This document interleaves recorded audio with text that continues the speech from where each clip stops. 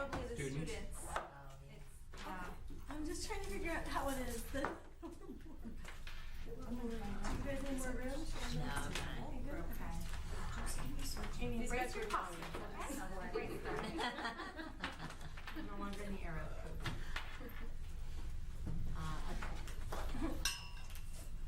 It's not that I didn't want to embrace imagination. You can open my setup, yeah.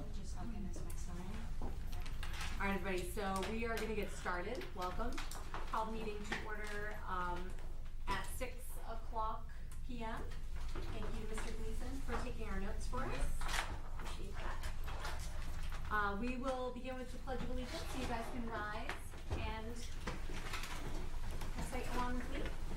I pledge allegiance to the flag of the United States of America and to the republic for which it stands, one nation, under God, indivisible, with liberty and justice for all. Alright, so our next item on the agenda is public comment. We do not have any public comments this evening, and so I am happy to say that we're going to begin a small training for the school committee. We have MASC's Tracy Novick here with us tonight. And I'm going to actually turn this over to Mike to do a little introduction because this is coming through the Budget and Warrant Subcommittee and your goal setting for the committee. Yep, so we've had a couple new members of Budget and Warrant come on board, and they've rightfully asked some questions about procedure, about warrants, what the signature confers, why we need both signatures and a vote to approve the warrants. And so I reached out to MASC, our governing body. Tracy gracefully offered to provide us with the training. We had a conversation late last week, I believe, where I passed along some of the questions that I recorded from our meeting. And so hopefully, well, like you said earlier, it either answers a lot of questions or it generates a lot more questions. Or maybe both. Or maybe right. So while we're loading some slides, just briefly about me, I am actually not your field director. I'm just sort of over the line because you're actually in Dorothy Prosser's territory, but I'm the Central Mass field director, live in Worcester, serve in the Worcester School Committee, and also serve in my licensed school business administrator. But honestly, I have to confess, I always feel like I'm coming home when I come to Nashoba because I'm actually a Starling kid. So this is much closer to home than I usually am. And in terms of this, I will say that I always laugh internally when we do charting the course with new members. We do budget and finance, and we get to the slides on warrants, and everything just stops dead. Like, we're flying through, budget process and how this works and revenue and all this kind of thing, and then like everything grinds to a halt. So this is not surprising. This is often something that people have questions about, honestly, in terms of the slides, which I'm happy to share with you, really, this is just to give us a couple of things to look at together. As far as I'm concerned, this is mostly about making sure that your questions get answered. As Mike indicated, he and I had a conversation about some of the questions that were arising through your subcommittee. But I do want to note to you, I work with school committees, but I also was originally trained as a high school English teacher, and I have 3 teenagers at home, so I'm very used to being interrupted. You will not throw me. So you should actually stop me at any time if you have questions about what we're talking about. So this is effectively just sort of, I thought about, what do you call this, and what about warrants? What is it that we're doing here? So we can go to the next slide. Effectively what I'm doing here just on this slide is just sort of outlining what exactly is your fiduciary responsibility, right? So this is high level, this is chapter 71, this is what are the 4 main jobs of the school committee. Any of you who've been through training or been doing this for a bit are well familiar with, we've got goals, we've got policy, we've got hiring and evaluating the superintendent, and then the other thing we've got is budget. And effectively the authority for the school committee, and this, by the way, is per DOR decision dating back to 1994, coming out of the education reform law, is that school committee approves the annual budget along with resulting transfers over the course of the year and other appropriations as needed at the cost center level. And what that's a sort of a term of art. What am I talking about when I say the cost center level? Generally, cost centers, and my understanding is that this is in fact, analogous to what you do here.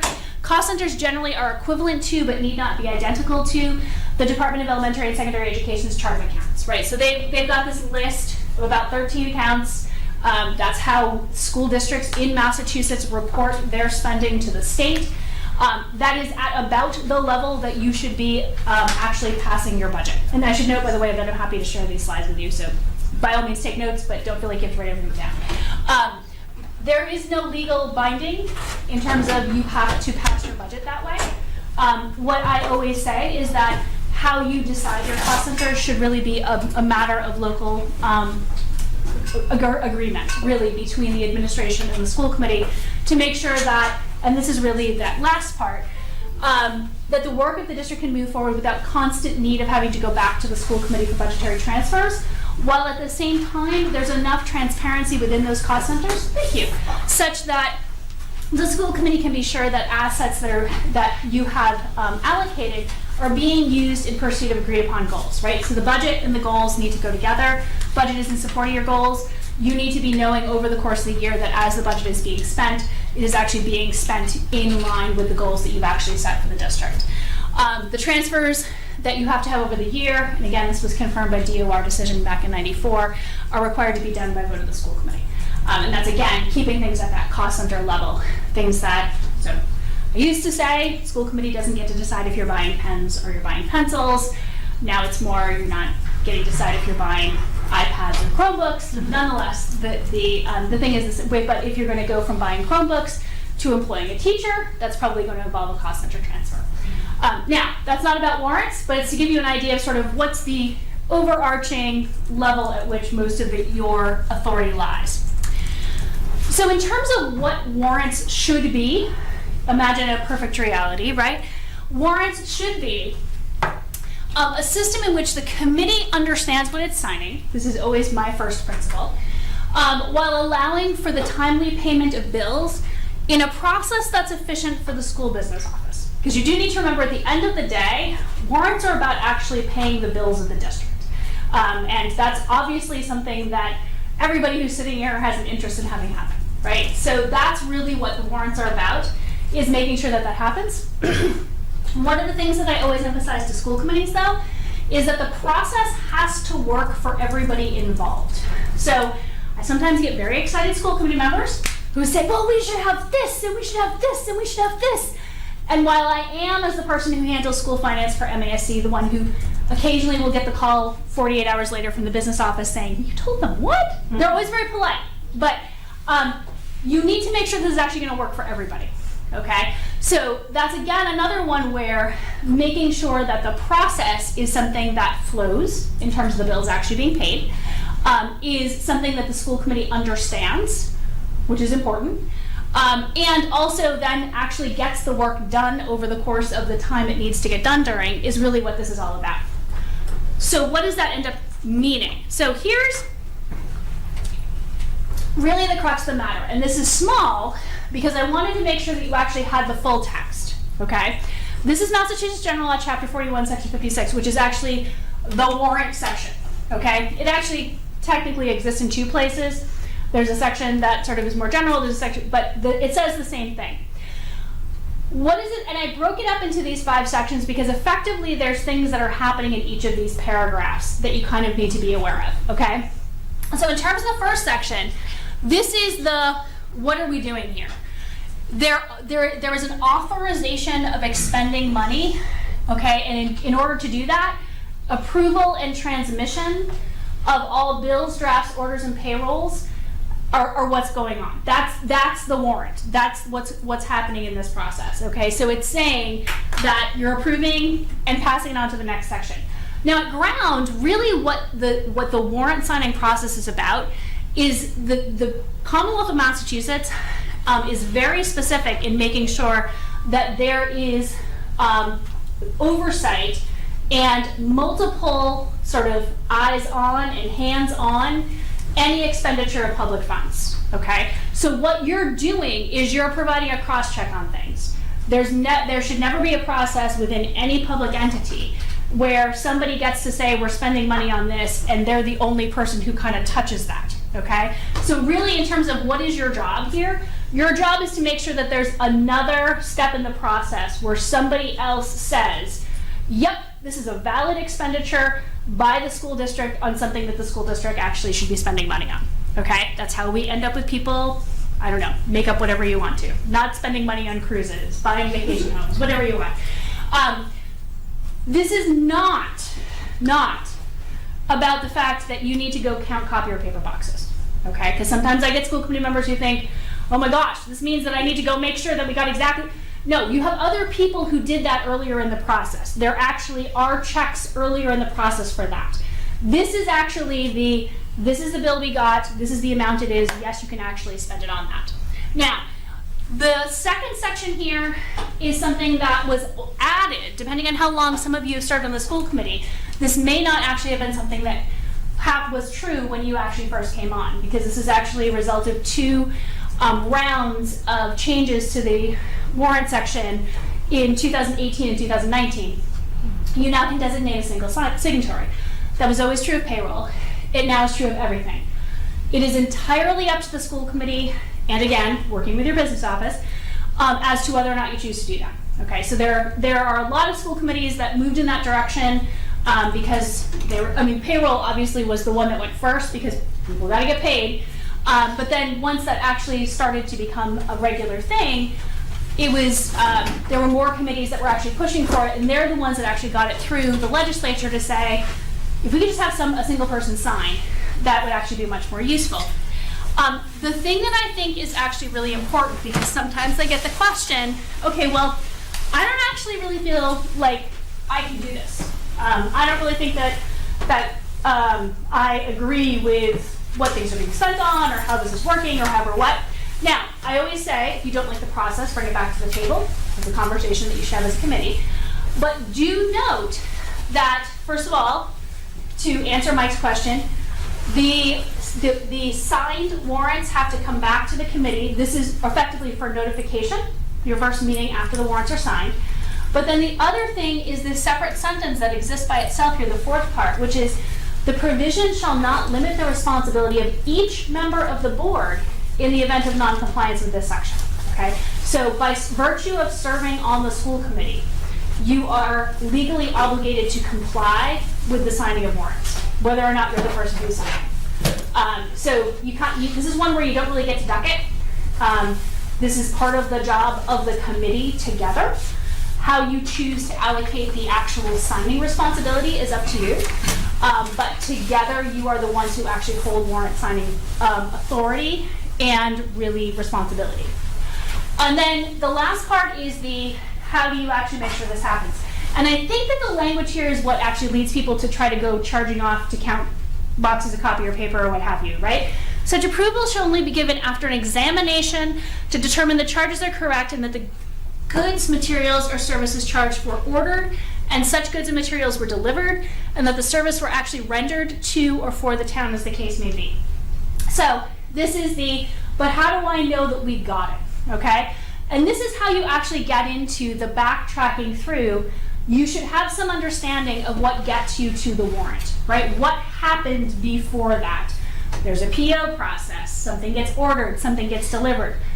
There should be a point at which, and I have yet to run into a business office where this isn't the case, somebody takes that order or and compares it to what actually came in and assures themselves that those two things match before the warrant goes to you, okay? So that's actually that question of, okay, you should know, if you're the person who signed the warrant, that there was a step that did happen where that check took place and then you're getting it after that has happened. And you have some assurance, because you are supposed to have some assurance, that that actually is something that took place, okay? So this is by far the most complicated slide that I have. I'm gonna stop for a second to see if you have any questions. Yeah? How have you seen business offices handle that last piece that you were talking about? Like, is that something you said, some kind of standard, when we're presented with warrants, is there some kind of standard language that a business office would use to say that, like, I verify that I have, reviewed POs against No, because by virtue of them putting the warrant forward, that effectively is them saying to you that it has happened. Okay. But I do think that it is a fair question for anyone who's new to the process to say, I'd like to have a better understanding of what happens to before the warrant gets to us. I think that's an entirely fair thing. I think that the degree to which there, first of all, is a high degree of training among school business officers in Massachusetts, but also the number of sort of checks and balances that are required along the way, honestly, for any municipal finance system, whether regional school district or town side, is such that it's happening. I think that it's fair for you as a school committee member to say, can you just let me know what happens before it gets to me? Yep. And the other thing that I will say is I also think that it's fair for you as a warrant signer to say, what I'm getting needs to have some degree of some representation of what it is that we're signing for here. Like, am I signing for the fact that we had a consultant, or we just got a delivery from the stationery store, or paying for the latest electricity bill? I think that that's an entirely fair thing for you to know. And again, warrant processes vary widely, honestly, among districts, but there are some shared practices among MASBO, which is the School Business Officials Organization. So there are resources out there in terms of, this is working, this isn't working, we need some more of this, that's there. Yep, Mike. Tracy, I know that you and I had this conversation last week, and you brought it up again in the fourth line there. I'm still kind of stuck about, you're saying there's no way to duck this, right? Yes. This is sort of our responsibility as school committee members, but what if we're presented with a warrant and we just don't feel like we have enough information to sign off on it? Are we still obligated to sign off? Well, so this is actually the part where it gets tricky, right? Which is that by the time the warrant gets to you, the obligation has already been incurred, right? So this is effectively, when you get the warrant, you are paying a bill that has been issued to the district. So I think that if you're not getting enough information, then that's the time to have a conversation as a committee of what is it that we need to have in our warrants in order to feel like we understand, because that's one thing. There's a separate question, and this is of course what it's the worst case scenario that the law is actually designed to prevent, is we get a warrant for something that is illegitimate, right? And that's when, yes, first of all, you don't sign the warrant. You probably raise an alarm among your colleagues and make sure no one else signs the warrant. And then that's when somebody needs to be having a conversation both with the school business official and with the superintendent, probably legal counsel, depending on what it is. That's the worst case scenario for 4156, right? And that's exactly why the signatory power exists. When somebody did go out and, buy a ship or, whatever, a vacation home in Maine, don't sign it, get legal counsel, and then somebody needs to be having a different conversation. Yes. I will say that I have never yet run into that. I have run into places where people have said, where they run into more of the check and balance of the budget and the goals, which is, okay, so we had a conversation when we were setting the budget and we were planning the next year that we were going to buy new curriculum for social studies. And I have yet to see new curriculum for social studies, but I'm seeing all the spending in math. And it isn't that someone then refused to sign the warrant, because that's our purchase had already occurred. But they did bring back to the committee, can we talk about what's going on here? And it was something that where just the superintendent actually hadn't updated them the way that they should have, where there had been some results that had come in, it had been clear, the math department had a conversation, et cetera, and they just needed to bring the committee up to date. That tends to be the one place where I occasionally will see the warrant process flag something that then kicks up another responsibility of the school committee.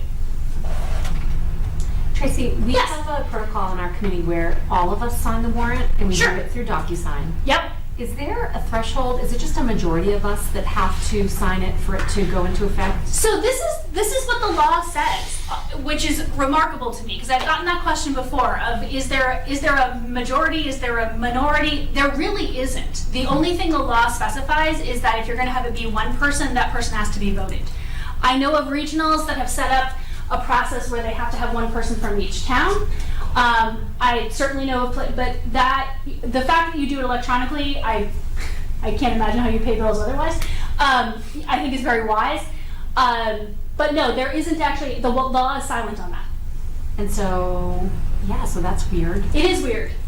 So over COVID, we had one person designated to sign the warrants. To drive in and do it. Yes, and what was interesting is that the law actually, the change to the law predates COVID, but I have seen more and more, we saw a ton of committees switch during COVID. I got more phone calls, 2019 is when the second part of the law switched. Spring of 2020, I suddenly started getting, did you say, when you presented to us, didn't you say that we could do a single signer? And that's exactly why. Districts needed it to be able to sign their bills. That, and also I've seen more districts switch to electronic signing. Because there were a lot of ones that were very, very based on paper until then. Last time around, we got an email saying that they didn't have enough signatures. Okay. But do they technically need all of us to sign before they can release them? Unless you have a policy. Which we don't. Or there may also be an internal protocol that has been long since set, and that's a conversation to have. Okay. Since Yep. the law is unclear, should we have a policy? I'm trying to think of what, we don't actually have a warrant signing policy that gets into that. We just have a line in it that says, that sort of allows for the signatory or the not. We also have regionals that will then add the line that says, you gotta have one person from each town.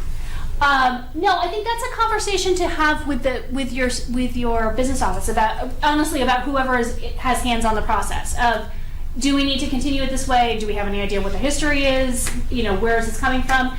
I keep bringing up the fact that regionals sometimes will do the one town each thing, just because I know that sometimes that's a question of sort of trust, not at this table, but at the other tables to which you will have to answer.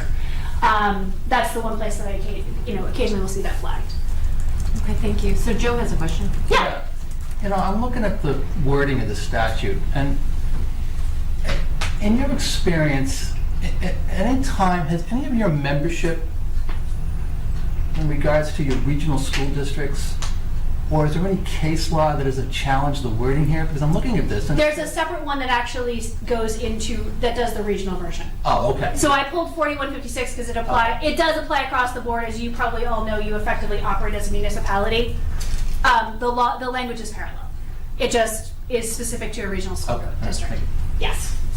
Thank you for catching that. I put it up and then I thought, should I give you and then I thought it's probably good for you to know that this is kind of everybody. But yes, there is, and I should know off the top of my head where it is. And that was actually what was interesting, was that what switched in terms of the signatory was it was the municipalities that got it first. And then we had this year of the regional school district saying, wait a minute, how come everybody else got this and we didn't? It was because they didn't amend the other section of the law at the same time. Great. Shondor has a question, yeah? Oh, yep. So I'm looking at the actual thing we signed, Yes. and it has some language that doesn't seem to line up with that, and all items are properly coded and not in excess of the budget. Okay. That sounds to me as if you're talking about really policy or procedural language.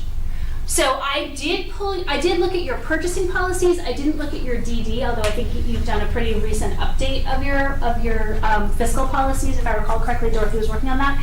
So my guess is that that's where that's coming from. Probably, it may not be your policy. If it's not your policy, it's probably your procedure.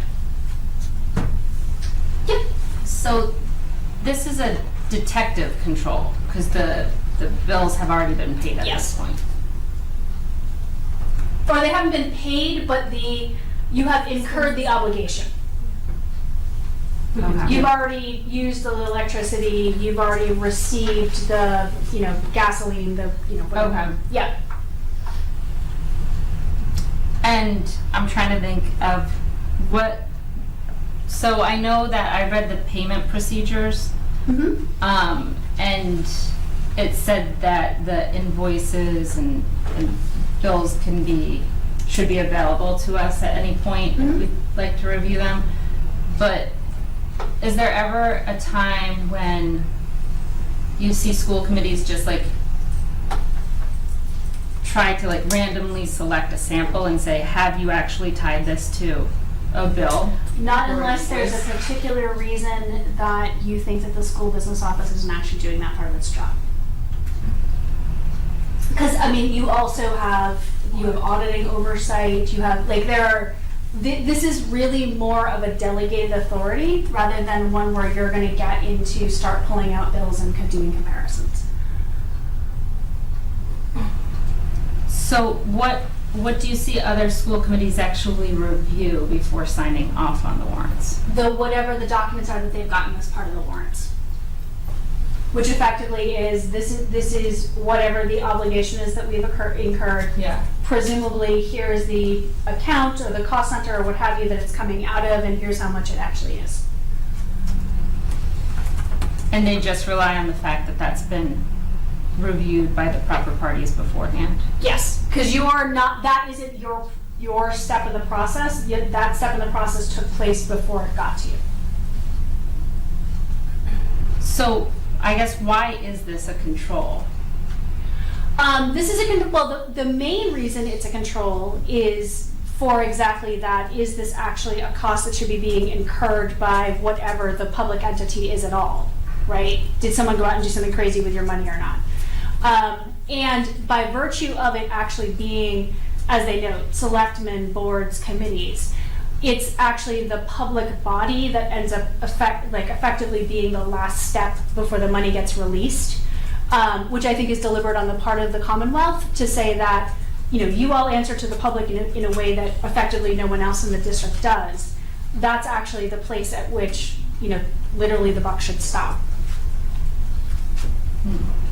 Yep. So I think following up on what Maureen is questioning, like as school committee members, we get emailed Excel spreadsheets with the warrants, details, where you can see that kind of detail. Mm-hmm. And then we get a DocuSign PDF version kind of summarizing the line items from each cost category that we sign off on. But really the only way to see how what you're signing off on, where the details that get to those kind of summary line items is to go into the Excel spreadsheets and look at the line by line invoices, right? So part of our job would be to look at those Excel spreadsheets to make sure that there's nothing out of line, like, you know, a boat or a vacation house or Well, and that's the something thing, right? crazy You like that. Like, you know that, you know, the gas comes from this company. You know that the electricity comes from this company. When what you're seeing is a series of warrants, I mean, you may well not need to go into the Excel spreadsheet if what you're seeing is a series of warrants of, you've got an order from, you know, Staples, you've got paying the electric bill, you've got paying the gas bill, you've got, right? And of course, most of your costs, as they are for every district, is actually going to be your payroll rather than anything else. That's really, honestly, the level at which your fiduciary authority lies anyway. Unless you're seeing something out of line there, or you're seeing perhaps something that you don't recognize, that's generally the place at which you're actually going to be at leaving essentially asserting your authority. Yep. So I'm just having a hard time following this, right? Because basically what you're telling us is if the information on the spreadsheets that we get, if it's accurate, Yep. and we believe it's what things the school should be spending that on, then we should prove it. But I guess the key underlying assumption there is that everything that's on the report has been honestly reported. And that's true of, and here's the thing that I think that maybe school committees don't always understand. That is honestly true of almost everything that you do. So when we talk, for example, about evaluating the superintendent and at what level do you evaluate the superintendent, most of the work of the superintendent you never see, right? And yet you are the evaluator of the superintendent. That's why we've had this change in terms of how we evaluate superintendents. This is parallel to that, and I think that sometimes school committees get caught in the fact that this looks like we've got this sort of that we're going way back into the process in terms of how this works. And the answer is that no, that your level in terms of budget remains the same in terms of you have cost under authority. That's what you have. That's where your authority lies. Your authority doesn't lie in terms of, well, what was it that they decided to buy, spend money at Staples on? School committees can dive into the weeds really, really easily with warrant signing, and I completely understand why, because the information's all there. But you need to remember that what your budgetary authority was the cost centers that you approved at the time of the budget, the transfers that you actually approve over the course of the year, and that's it. It isn't that you get to then go say, well, why did we spend all this money on pens and staples? Nope, you gave the superintendent that cost center to spend, the superintendent is spending that cost center. If you want to have that conversation at budget time, you can have that conversation at budget time. But what I think I'm wrestling with is Yeah. the ability to prevent fraud is Yes. very limited, given the information available. By virtue of you being, remember, it isn't up to you alone to prevent fraud. There's been a bunch of people who have touched this before it gets to you. You are one set of hands in terms of that.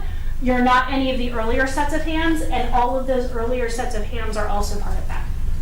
So I think and I understand, because as a public body, of course, the buck does stop you, right? You are answerable for that. But all of the earlier parts of this, and I will also say, and as far as I'm concerned, this is why the contract of the school business official remains one that is signed by the school committee, because there should actually be a relationship between that individual and the school committee. Yep, So if there is non-compliance or fraud, yep, and we've all signed the warrants, yep. what responsibility do we bear at that point? So you are covered by the same kind of thing you're covered by when you're acting in your capacity as a school committee member in any other case. Yeah. So you would end up having somebody dig through kind of where did the line fall, and were you signing things in good faith, given the information that you had or not? The answer would be yes. Right, exactly. And one would assume that unless somebody here was somehow, involved in that. But I think that probably is also one where if you've got multiple signers, that seems like a pretty big conspiracy for someone to be cooking up. Just as a very quick interlude, I want to just keep our eye on the clock. Yep. And know that we're trying to learn here, but we're not trying to solve all of our problems. So, which will come later. But I just want to let Tracy kind of continue, because she's so many good things. And I do want to say, I want to note in terms of what is your authority here, right? So in terms of boiling it down, the approve and transmit, which is actually the language right from the M.G.L, designating a single member if you are choosing to delegate the authority, having assurance that the goods or services were provided, but again, that's the assurance that took place earlier in the process that you're actually getting the warrant as evidence of. You are responsible for making sure that it's available on the next agenda. And then again, that line about understanding that this is a shared legal responsibility in terms of making sure that it happens. Okay? Now, I want to be faithful to the fact that I know that there was a question about purchasing. So I can take this one, but then I want to also make sure we talk about that. Yep. The assurance part Yep. is what I'm struggling with a little bit, because what we get, so one, I don't know how to validate that the warrants are complete, because there's nothing to reconcile it to. Right, because reconciliation isn't your job. That happened earlier. That was the matching part of the PO process that took place in the business office. And then it's just an Excel file. Like, if someone bought a boat, they could easily change it to like training. Except that you are signing a warrant that designates what that's going to, right? You are signing something that says we're paying a bill that goes to Scholastic rather than to, I don't know, boat companies, but whatever. Like, and that's where that presumably gets caught. Yeah, but I mean, a lot of it's generic step fund here. Like, Yeah, it's going to be for most school districts. At the end of the day, school districts actually don't spend money, and I don't say this to be disparaging, in very exciting ways. Most of what we spend money on, first of all, is people, which is great. But most of what you're going to spend money on is payroll, and then you're paying, keeping the lights on, keeping the buildings heated, making sure the buses are running. If we're lucky, technology, supplies, those sorts of things. So yeah, except for maybe you brought in a consultant, maybe you changed how you're doing school nutrition. Most of those are going to be pretty pro forma. And honestly, your warrants are going to look, your form may look different, but yours isn't going to look all that different from Wachusett's, or going to look all that different from anyone else's. It's going to, this is pretty standard stuff in terms of how we spend our money. I would argue it's kind of a pointless control to have in place, though, because we really don't have any assurance about anything in the file itself. Again, the thing that I think is the place where the struggle here is that some of this is about the fact that you have ethical people working for you who have already done their jobs earlier on. So why can't we just rely on those controls? Because you're legally obligated to actually sign the warrants. Unless warrants. I should be But fair. I would challenge why. You That's can bring it up with the legislature. But I do think the legislature has a decent argument that first of all, that I think most public bodies, first of all, would fight to retain this authority because they want to have some ability to actually have some assurance that where did our money go? I can see exactly that it went to the payroll, it went to Scholastic, it went to this, it went to that, it went to this. And I can show you in a public document that that's actually where it went. The other thing is that if you don't have this, you have to have an independent auditor, which is what some cities have. So for example, in Worcester, I don't sign warrants. We have a city auditor who works for the city council. He does not work for the city manager. He is the person who independently checks all of these. And every bill that the Worcester Public Schools pays, all $500 million of them, goes through that office before it goes out again, which isn't necessarily faster than what you do, by the way. Okay, so I heard there were some purchasing questions. So I wanted to make sure, again, this is one where I think school committees sort of see they see the warrant come through, they see the whatever come through, and they kind of see the end of the process. I'm sure that you cannot read this, and that's because it's as long as it is.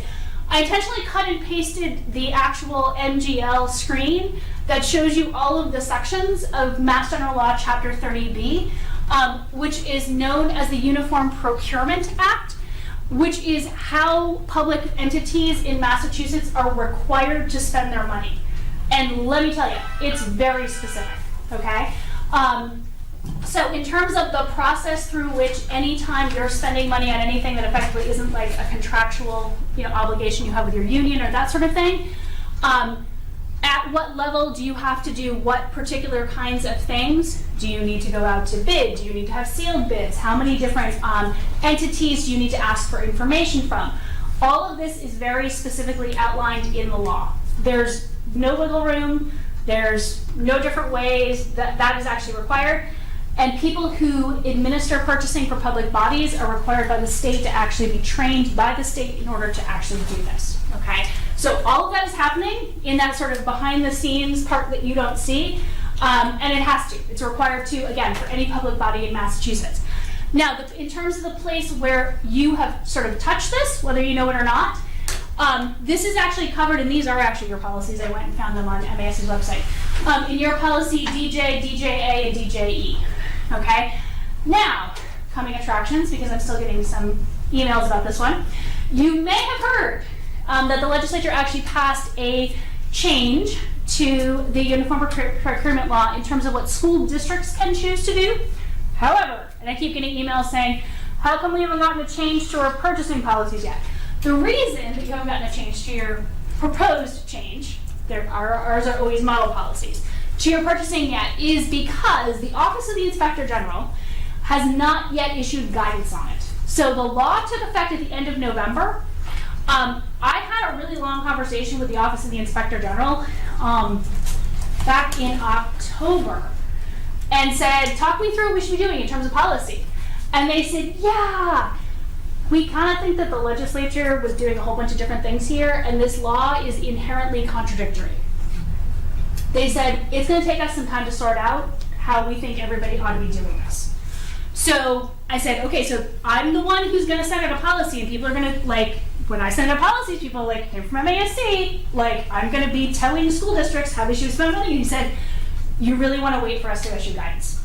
So about every 3 days or so, I get another email, usually from a business office, occasionally from a school committee member who's been bugged by a business office, saying, how come we haven't changed our policy yet? And the answer is, because the Office of the Inspector General hasn't sent out guidance yet. Okay, so at some point you will see a change to this. Now, what it is it's just the dollar amounts have changed. It is optional. You are not operating illegally if you haven't changed them. It's actually loosening the structure. It's allowing for a greater flexibility for school districts if they choose. Now, I will say, an advantage you have, I think that regionals are probably going to get a little more of the flexibility because municipalities would have to be running two different systems effectively for their school district versus the rest of the municipality. The municipality has to stay at the level at which it already was. So if that has come up, if you don't have any idea what I'm talking about, that's fine. But this actually does spell out, this is the place where the law then becomes the policy. And again, the procedures that exist under this within your business office are significantly more structured because they have to be, because 30B is so, so very specific. Okay? Any questions on that? And I mean, you can go read it. While it's long, it's very straightforward in terms of sort of what it spells out and what the process is. That's what I have. Anything else? I know you have, I'm sorry, go ahead. Nope, go ahead. I know you're time constrained here, but I did have one more question I wanted to ask Ms. Novak. So going back to my original question, and I'm actually going to pose this to you and perhaps also to our business manager, Mr. Sure. McCarron. So in regards to the statutory requirements with regards to warrant signing, you had said that there's a parallel statute relative to... Yep. Okay.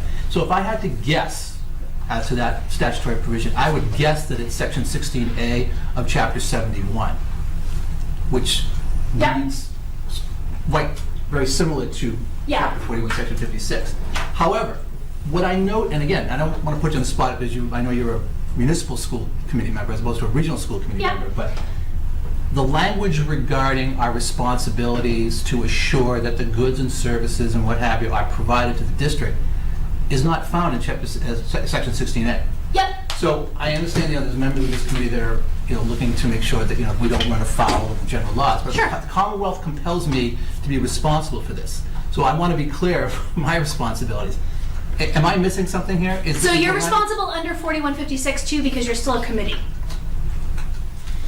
Okay. So You get to answer to two sections of I don't it. want to belabor this, but when you say that, what authority are you citing? Because if somebody were to suggest that I was irresponsible in my responsibilities, I'm going to argue, so wait a minute, I'm looking at chapter 71, 16A. Yep. That's the controlling statute. If you look at your warrant signing policy, you're going to find that we have cited both sections because regionals are responsible for you're responsible under both 4156 and under 7116. Okay. And the last Yep. question, Madam Chair, how do I know that? Because you're a committee. Like, you're all selectmen, all boards, all committees. So you don't get to duck the municipal ones just because there's a more specific regional one someplace else in the M.G.L. Okay. And you say that, and what authority are you relying on in your statement? Because I'm looking at chapter 16A and say, if I were ever held responsible, I'm saying, I'm looking at 16A. Yep. 16A tells me it says regional school committees. Yep. That's what we are. Yes. I'm not a town. We don't have a town accountant. Yep. We're not rendering service to the town. Yep. So without belaboring this, I'm just. Yeah, I'm telling you that you're a committee. That anytime it says committees, it applies to any school committee in Massachusetts. All right. Thank you. Yeah, and there are other sections in which you're lumped into that where it doesn't get specific into the regionals. Yep. I guess I would say I wouldn't want to commit whatever I'd have to commit and only claim 7116. I'd want to make sure I was aligning this one too. And our policy links to both. It does link to both. Yep. Yep, we always have a separate regional policy, and in some cases it's because we've changed the language, but in other cases it's honestly just because y'all get an additional M.G.L. Of course, Mike. Real quick, I just want to offer to remain in touch so that we can Yeah. get a copy of this Yes. slideshow and then maybe your email in case we have Yep, it's further here questions. too. Great.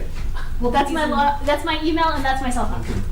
We'll put these in the meeting materials so that you guys can have access to it. Remember that this is only the beginning of this conversation, and I'm so grateful to you, Tracy, Sure. for coming out. I will also say, by the way, that I find that warrant signing, and I meant this in terms of it stopping everybody dead, but I find that warrant signing is the one place where a lot of school committee members who have a lot of concern in terms of making sure they're doing their fiduciary responsibility authentically, feel that there really is a tension, because I do think there is a tension in terms of the amount of detail you're getting in warrants and the fact that what you really have is cost under authority. I entirely agree that there's a tension there.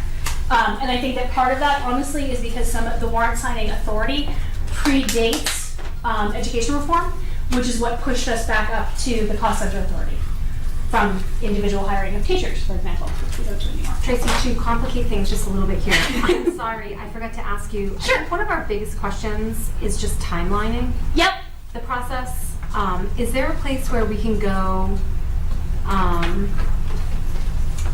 In terms of how long it takes for, Yeah, so when we are sent the documentation, yep, should we be signing, right, so like we've been asked to sign at this meeting Mhm. ultimately, and that's old school way we used to do it, a stack of warrants would be put in front of us, and we would just sign, and push.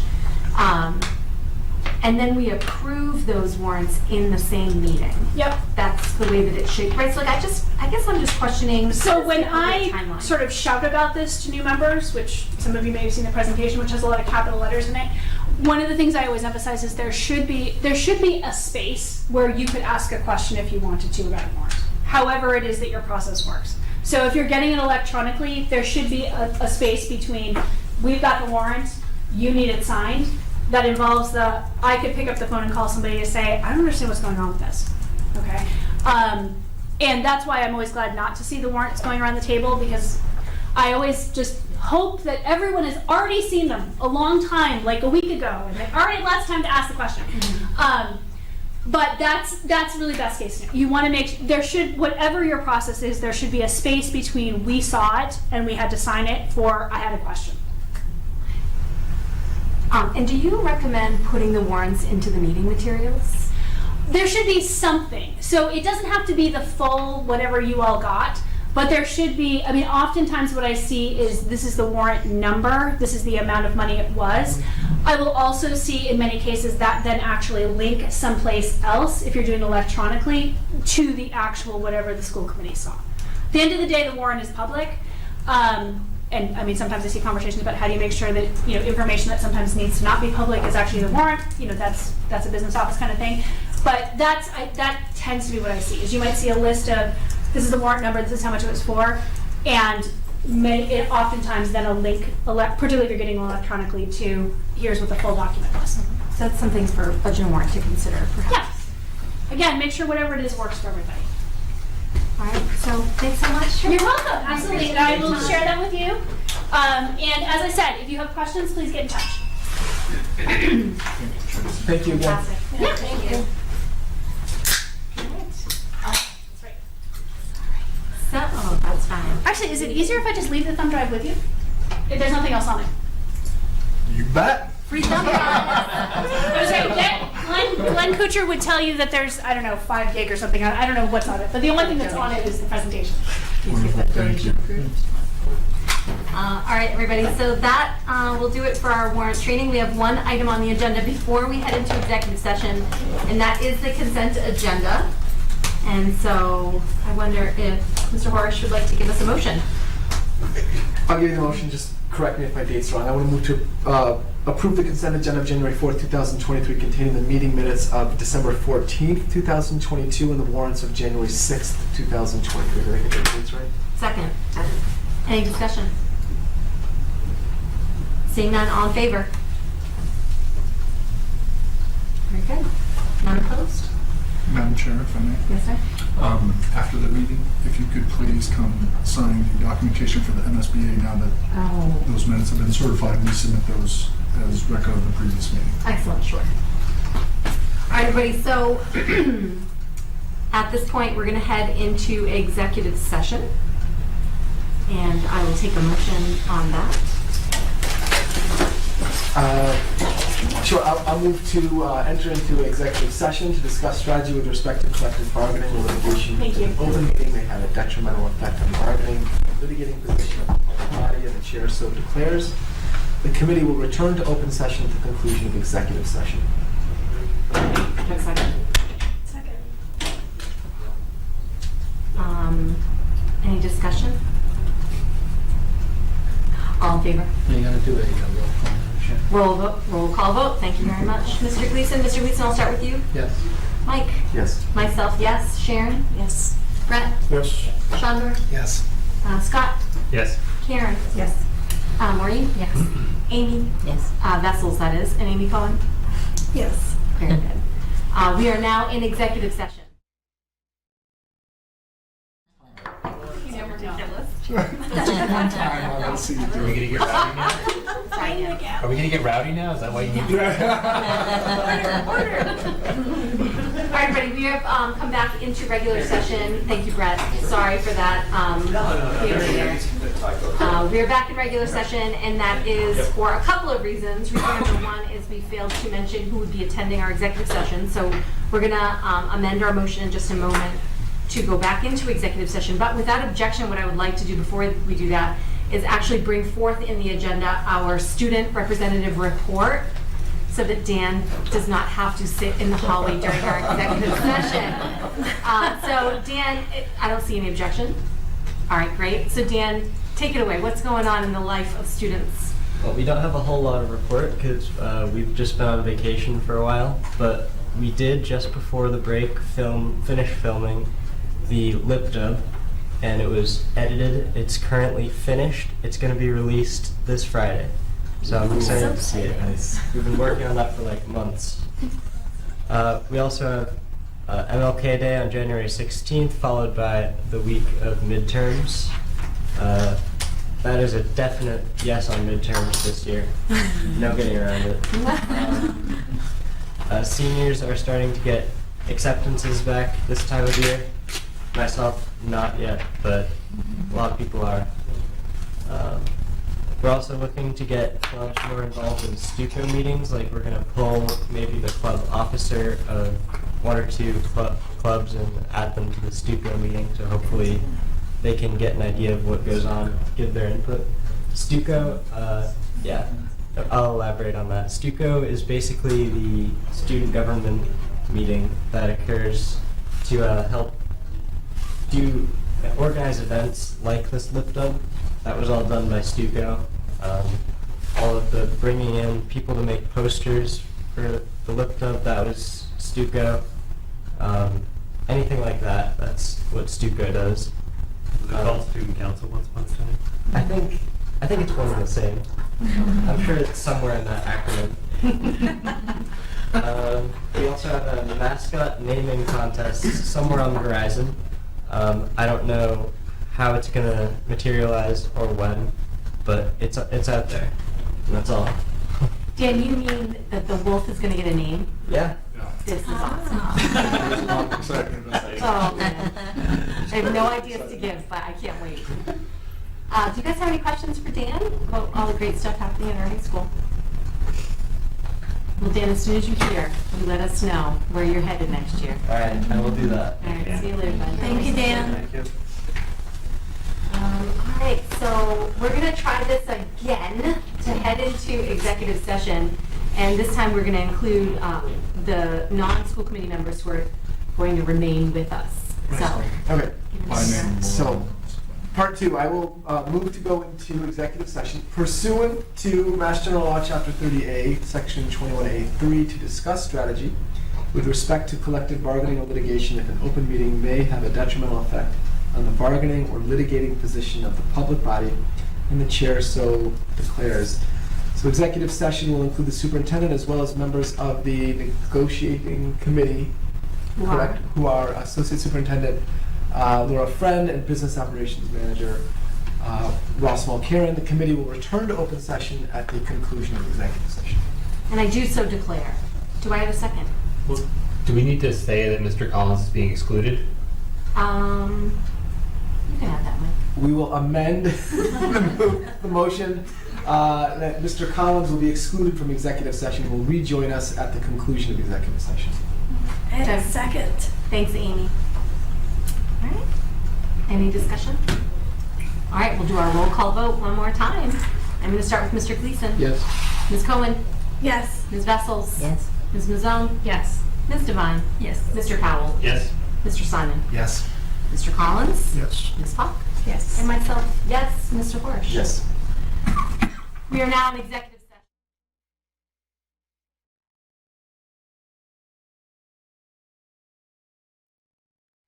Everybody, so we're back in regular session for the Nashoba Regional School Committee meeting this evening. Thank you very much. We have been shifting our agenda around a little bit, and without objection, we would like to perhaps switch it up a little bit more. Would you like to give the superintendent's report first, Kirk, or do you want to go to the food services update? I think we may be generating some conversation around the superintendent's report that can get a little lengthy, Yeah, but I'll leave that to the chair, of course. absolutely. I have no problem. As long as there's no other objections, we're gonna bump the food services update up to our next item on the agenda. Seeing no objection, we will invite our special guests back into the room. Hello. Hi, everybody. Oh, and Brett, of course. Thank you, Brett, for coming back to us. We missed you. It's always sad when you go. Is that? It's always sad when you go. Thank you.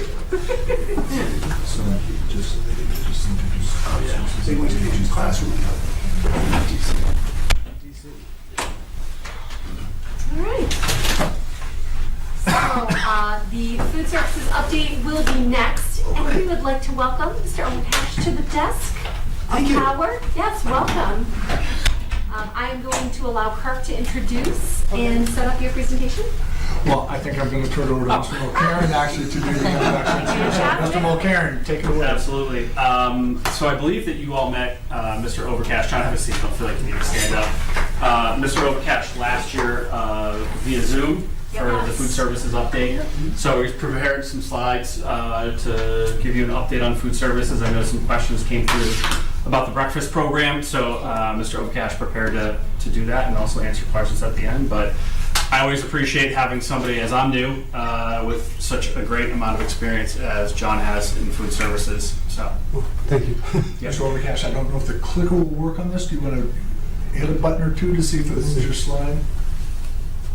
Okay, yeah, this is in a different format, so I will just do it for you. Just tell me next slide. when you're Next ready. slide. So these are the points I'm going to hit, but of course, I'll entertain any questions that you have. Next.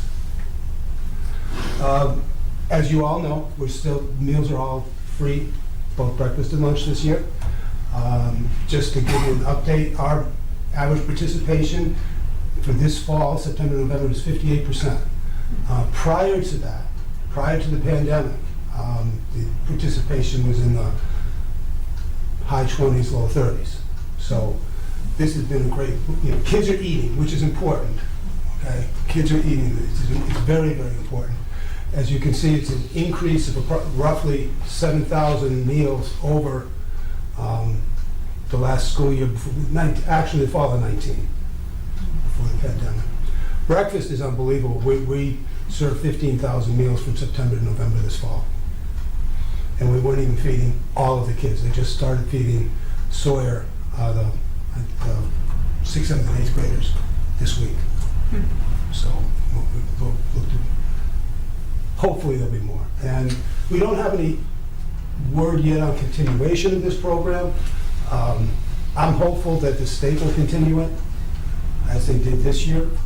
I don't see why we don't have the money. If they just gave a big rebate to everybody, if they can do that, I'm sure they could come up with $110 million every year to supplement what we get from the federal government so that we can continue this. And it is really important. The kids need to eat. They do better in school. On the supply chain, we've had minimal interruptions this year, not like last year. Last year was crazy. It was unbelievably crazy. Most of our problems are with variety within certain food groups, like breakfast cereals and things like that. We can get them. We just can't always get the variety that we're looking for in terms of those things. We are still short a couple of staff members, one at Burbank, MRE, and one at Sawyer.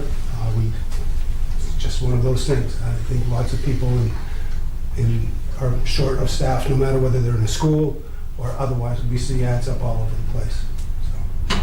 So, what we learned last year on the menus was that breakfast for lunch is an extremely popular item. Okay, we do that basically on Thursdays. It's one of those Thursdays are usually one of the highest meal days of any week. And then Meatless Monday, which we started mid-fall last year, has been well received. It's another very popular meal day. And what we're trying to do this year is just integrate more fresh fruit. We were able to commit $60,000 to the DoD produce program. That's money that we get through the state and the federal government. And so that's allowing us to provide a lot more fresh fruit to the kids. as an option for, instead of canned fruit or whatever. And then we're really trying to work on the menu for early release days to get the right thing. It's been difficult because they don't have quite as much time to eat, and it's a little bit earlier in most cases, so we're trying to find the right thing, because we do see a little bit of a decrease because kids are going home. Basically, just to give you an update on how is the current free meal system working. Last year, it worked basically, the federal government had increased all our reimbursements across the board. So that's how that was working then. This year, we get our basic federal reimbursements, and then the state is adding the money that the federal government isn't giving us. That's where that $110 million that the state needed to pass last summer is going to. So, and what we're getting is we're getting full reimbursement for every single meal. In other words, under the pay system, kids are designated as free, we would get that full reimbursement for each one of those, but now we get it for every student that comes through. So that's how we get our money to pay all our bills and for that. And students do pay, if they want a second lunch, they do have to pay for it. We don't see a lot of that except at the high school, and we do some a la carte, pizza, smoothies, things like that, mostly at the high school. But there's some availability of that at some of the other schools too. Again, there hasn't been any public discussion on extension of universal free meals. My best guess is we're going to see increase. We saw an increase of about 10% this year across the board on all food services and so forth. My best guess is it's going to be the same thing or greater for next year. We did have a procurement audit this year. We haven't gotten a complete report, but the outbriefing is we were following the rules and doing a good job. And I do have a food service program, what's called program review, which is compliance with all the USDA regulations and so forth. That's the week after Martin Luther King holiday. And I'm pretty confident that we'll do well on that. It's just one day, it's a snapshot in time, and you know, if there's something we're not doing well, we'll fix it.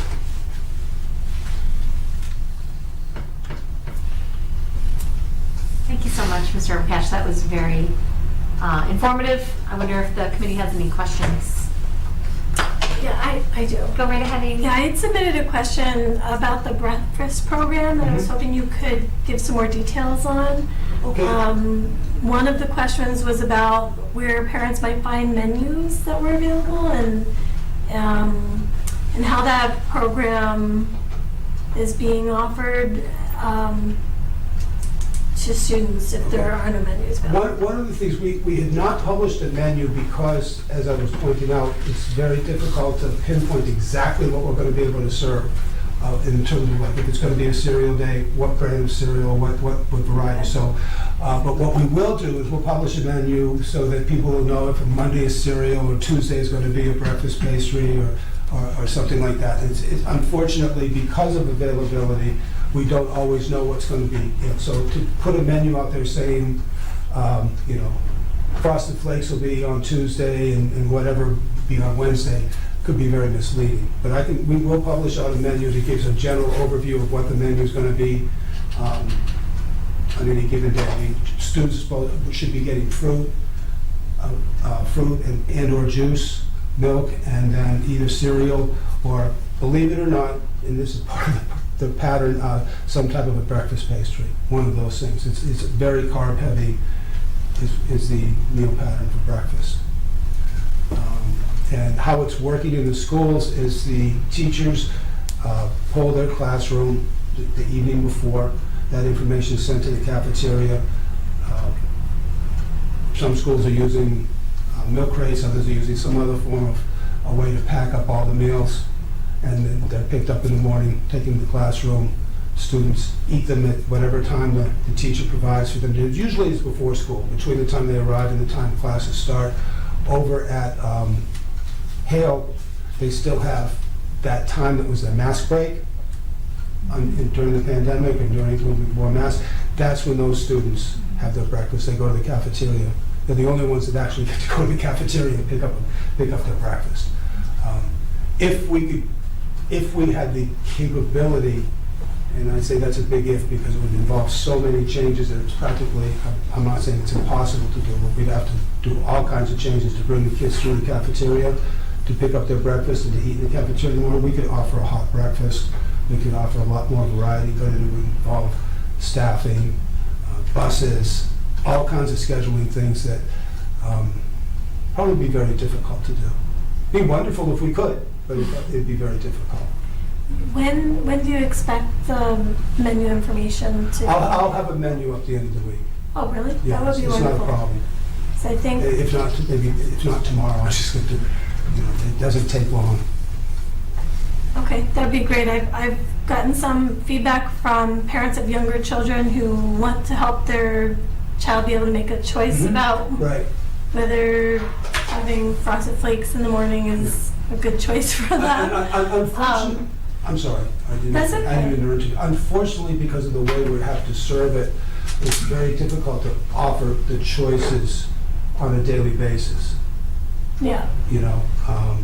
And again, the supply chain's much better, much stronger this year for us, but we're just now seeing a larger variety of some of these types of items, the snack items, the breakfast items coming through. Thank you so much. You're welcome. Thank you so much for coming and for presenting. I know that the universal free lunch or free meal program is very popular, as it should be, including with my son, who we just found out enjoys both the lunch that we pack him. The second lunch provided by. We have a lot of that, believe me. Yeah, so thank you for adding about 2,000 extra calories to his diet. I'm wondering, it seems like this program initially came out of COVID as a way to compensate individuals who maybe lost employment or something like that. And I'm wondering, on what basis are we, I mean, it's a great program, but why is the state continuing to fund this, especially if it's $110 million, Okay. if situation has changed? It all has to do with the fact that of being sure that families, children are still getting to eat, because there's still a lot of issues with nutrition insecurity, food insecurity.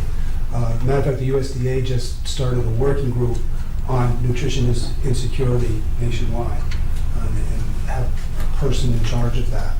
And so that's still a big issue with people that, if we look at all the employers that are looking for workers, obviously there's people that aren't working. And if they have children, you know, it just comes down to making sure kids get a chance to eat. Yeah. And I'll be honest with you, I know there are children that bring lunch from home and then they come through and get lunch, or they'll come through and get lunch and eat both of them or whatever, but, you know, it's not for us to police. We just want to be sure the kids eat.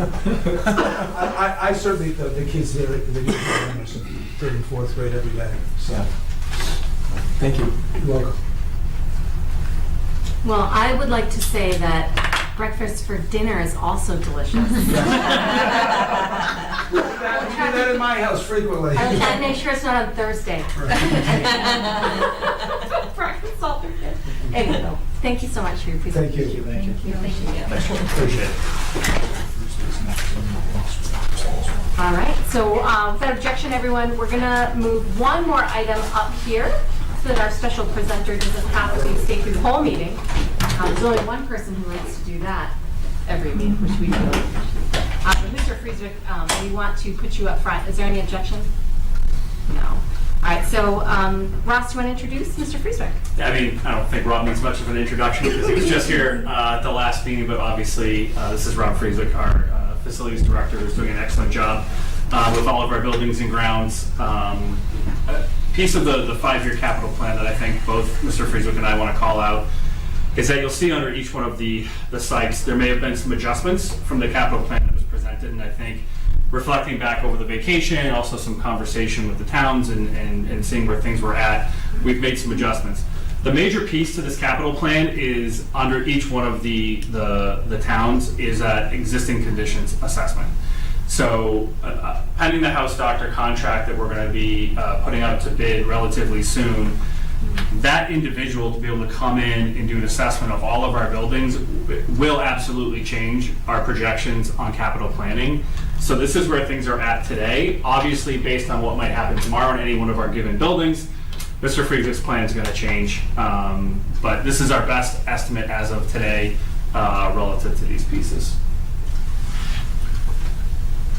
So Mr. Frieswick, just direct me to how. Sure, yeah. So, Mary Rollinson and Luther Burbank, like Mr. Mulcairn was saying, the presentation that, that I presented a couple weeks ago, after having conversations with some town administrators, and Superintendent Downing and Mr. Mulcairn, some of the financial impacts on some of these towns was pretty significant. We're going to be asking for a significant amount of money, next school year with the building project. We felt that, trying to spread this stuff out a little bit more to kind of ease the burden on some of these towns. Try to prioritize the projects so that way, things that absolutely have to get done are getting done or going to be asked to get done this fiscal year, and then kind of spread things out after that. We can start Mary Rollinson, Luther Burbank. For this year, we're going to be asking for the replacement of the fire alarm control panel and addressable devices, your smoke alarms, your heat detectors, and devices like that. The heating fuel transfer set, pump set. That pump set delivers the heating fuel from the oil tank to the boilers. And that was it for this year. Going forward into FY25, carpeting replacement in the MRE and LBMS office suites. And then in FY26, we would move that project into the libraries to replace the carpeting in the libraries at both MRE and LBMS. Another project in FY27 would be sanding down the hardwood floors in both the gyms at MRE and LBMS, and also the scoreboards in both of those gyms. They're starting to age, and we're having some issues with connectivity with the controllers. Moving on to Center School in Hale.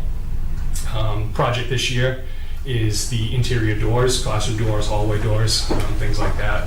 A lot of the doors are starting to fail, fatigue, 20, 25 years old from operations. There's years of not having air conditioning in that building. The doors are starting to delaminate, having a lot of issues with hinges and things like that.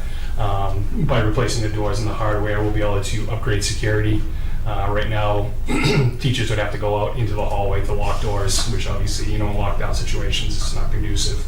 So that hardware will be upgraded to make it easier for lockdown situations.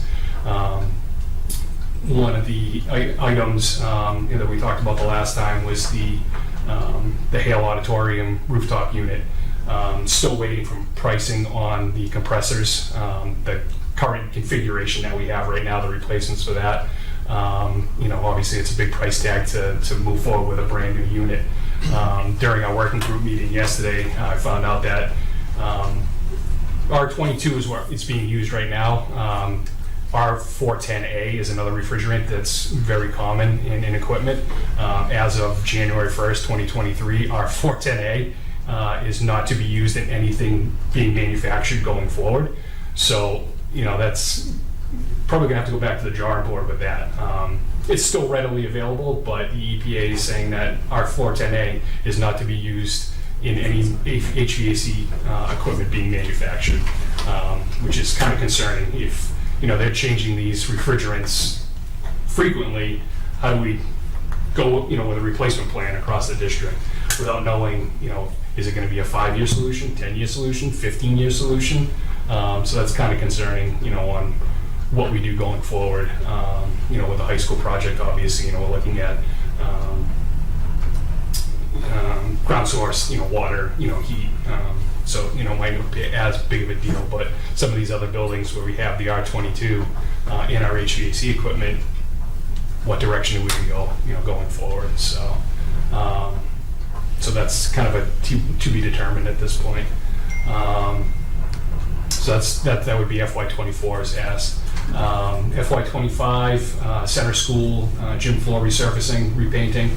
And then moving into FY26, the fire alarm panel at Hale, that needs to be upgraded. Also in FY26, the boilers at Hale would need to be replaced. They're all coming up on the 25-year mark. We have had some issues with the boilers at Hale leaking. We've got to do some upgrades there.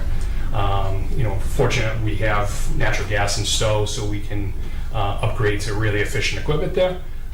Get up with that 96, 98% efficiency there, which would be nice. You scroll to the right a little bit, Kirk. You scroll back up. This way? Up. Just to show the years. Oh, yeah. Then FY27, you scroll back down. Classroom hallway and auditorium flooring replacement at Hale.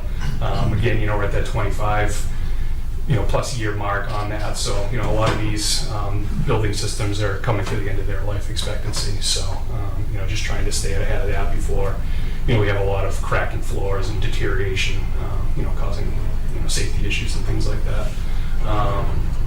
One of the other items that we're looking at, I believe we spoke about this the last time, is the synchronized clock and paging systems. There's a lot of great technology out there now where your clock systems are integrated into a message system. So when we go into lockdown, you'll have basically a TV screen in a classroom as opposed to your standard analog clock. And you can have preset messages that come up, lockdown situation. You can have your lunch schedule, lunch menus on there, things like that. So those are things that we're looking at going forward.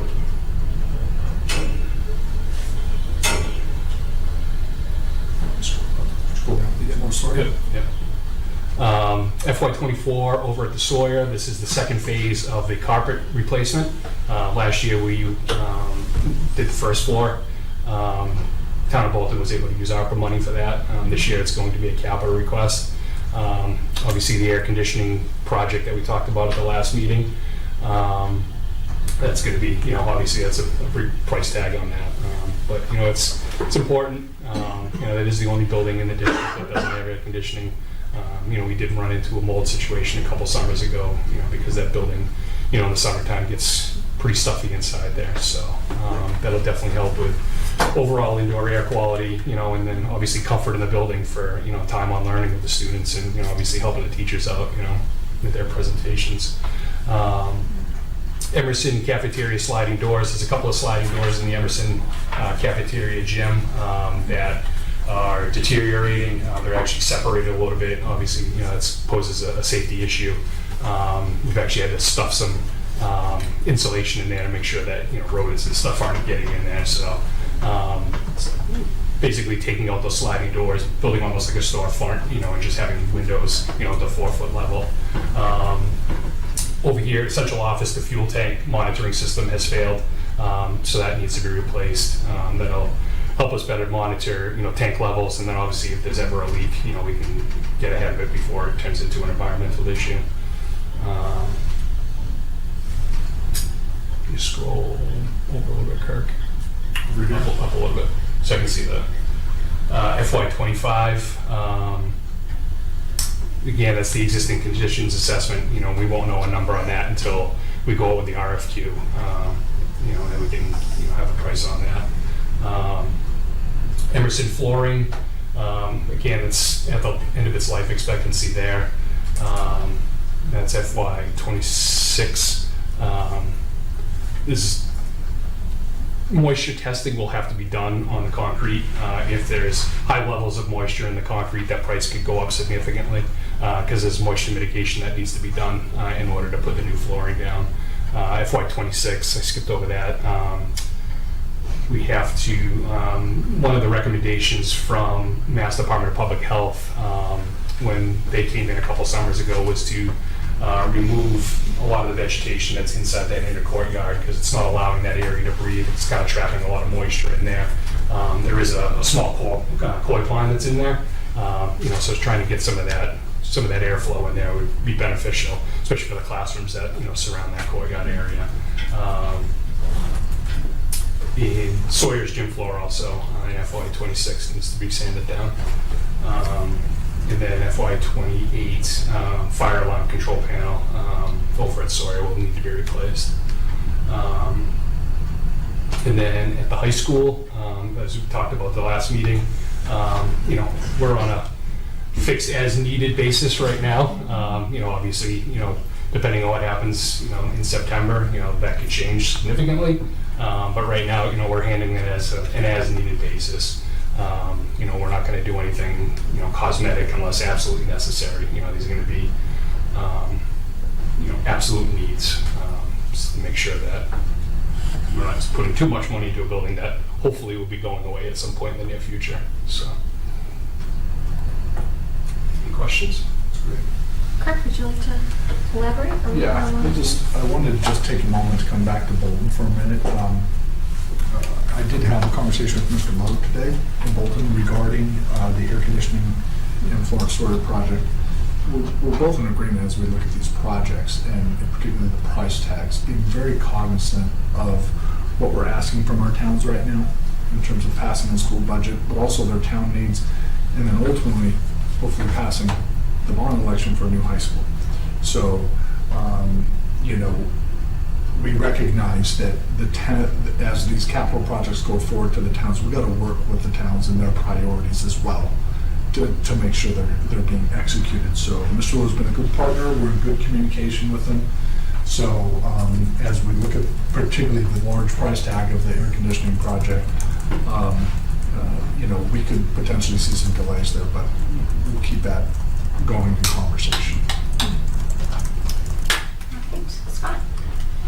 Maybe I missed something, but I was wondering why the Stowe Schools, Center and Hale, get a new clock paging system, but the other towns don't?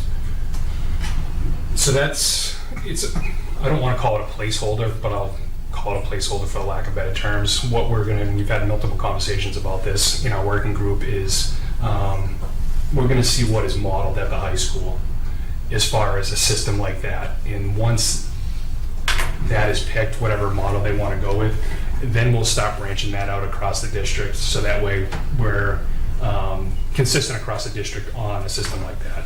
We don't want to have, System A in Lancaster, System B in Bolton, System C in Stowe. So Then why are you asking Stowe to budget for it, but you're not asking Lancaster? that was asked. That was in the capital plan, I believe 2 years ago. Principal Grady had brought that to our attention, so I didn't want to take it out of there, and that's why that's still in there. But I'm still not following. So if you do this, you're going to do it across all three towns, but it's not in all three towns' budgets. No, but it will be in there as soon as we come up with whatever system that we're going to put in the high school. At that point, all three towns will have that system in the capital plan going forward. You'll see that in the future, Mr. Powell. It's just that Stowe brought forward the needs for these clocks 2 years ago in the capital plan, so it's sat there. So as we learn more about these systems, they will appear in the other places as well. It sounds like it's probably not even going to happen in '25. It might even be a little further out, too. Could be. This is, in the 5-year capital plan, is always estimates and sort of projections looking down the road of things. I have a quick question for you, Rob. Can you remind me, you're asking for this Hale Auditorium rooftop unit. If my memory serves, didn't we also vote for this a couple of years ago? I believe it was 4 years ago, one of the compressors had died, and we replaced that one compressor. For a similar number, right? Maybe a little smaller? It was a big item. It was in the $20,000 range for that one compressor. Oh, I'm sorry. So I was thinking something in the $500,000 range. Was it heater? Was it heater, or am I completely making that? I've never done any projects that large down there. No, not PFAS. Nothing like that for the rooftop. No. Okay, so, and what you're saying is that this particular item needs to go back to the drawing board before it goes to the warrant in February Potentially. because of all of the EPA changes? Correct. Okay. Could it get more expensive? Could. Everything's getting more expensive. And that's, the TBD for replacing the existing compressors that are in there now. Obviously there's a price tag associated with that, but in the short term, that might be the better way to go, without knowing what the EPA is going to bring down the road. Do we spend $25,000 now, wait a couple more, 3-4 years, 5 years, or maybe we can get 10 years out of those compressors? We don't know. And then hopefully by then they'll have more of a long-term solution on these, on these gases that are being put in this equipment. Thank you. I think we just added an air ventilation system to the Emerson building. Yeah.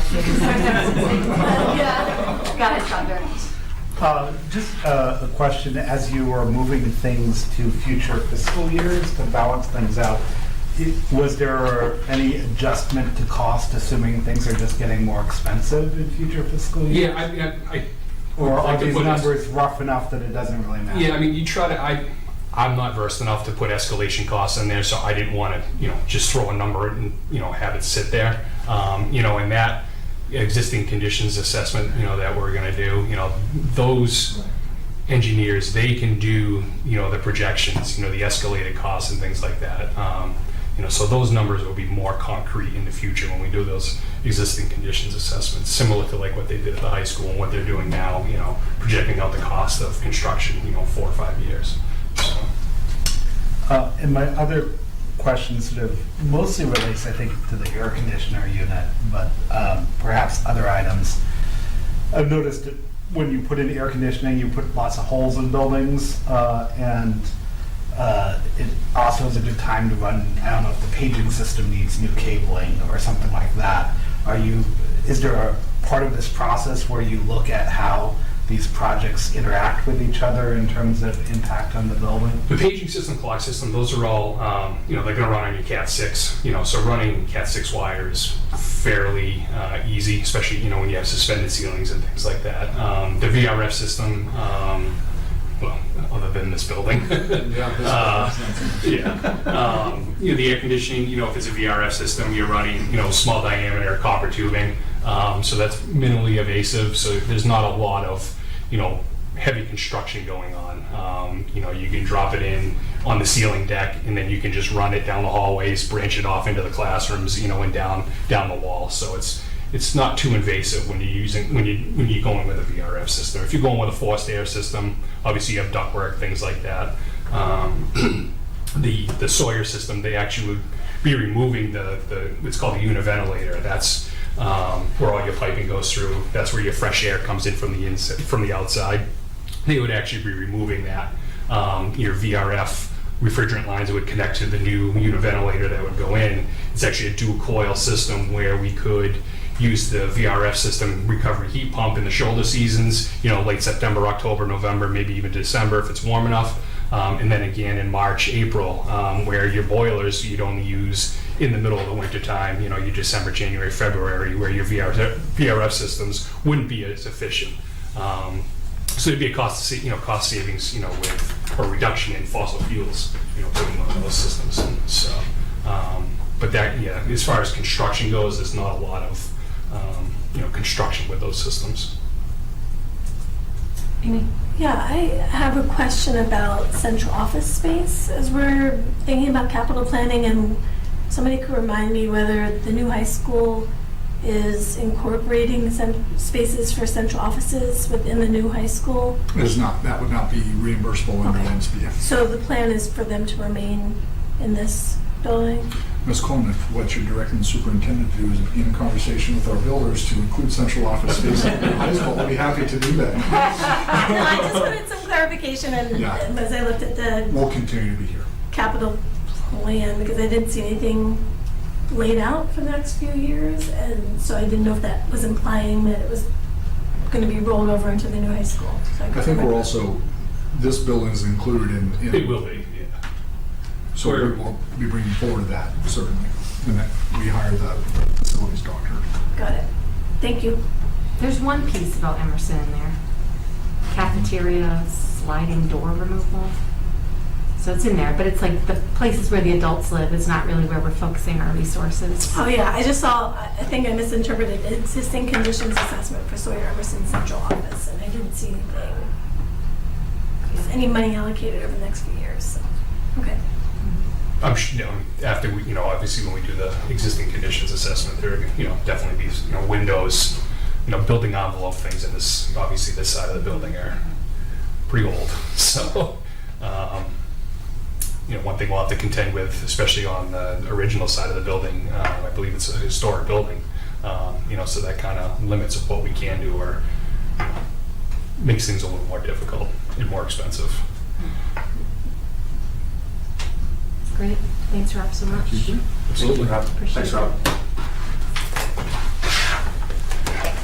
All right, everyone, so bouncing back in our agenda, we're going to head over to the superintendent's report. I'll just turn it over to you, Kurt. Thank you, Madam Chair. Let me get myself reorganized here.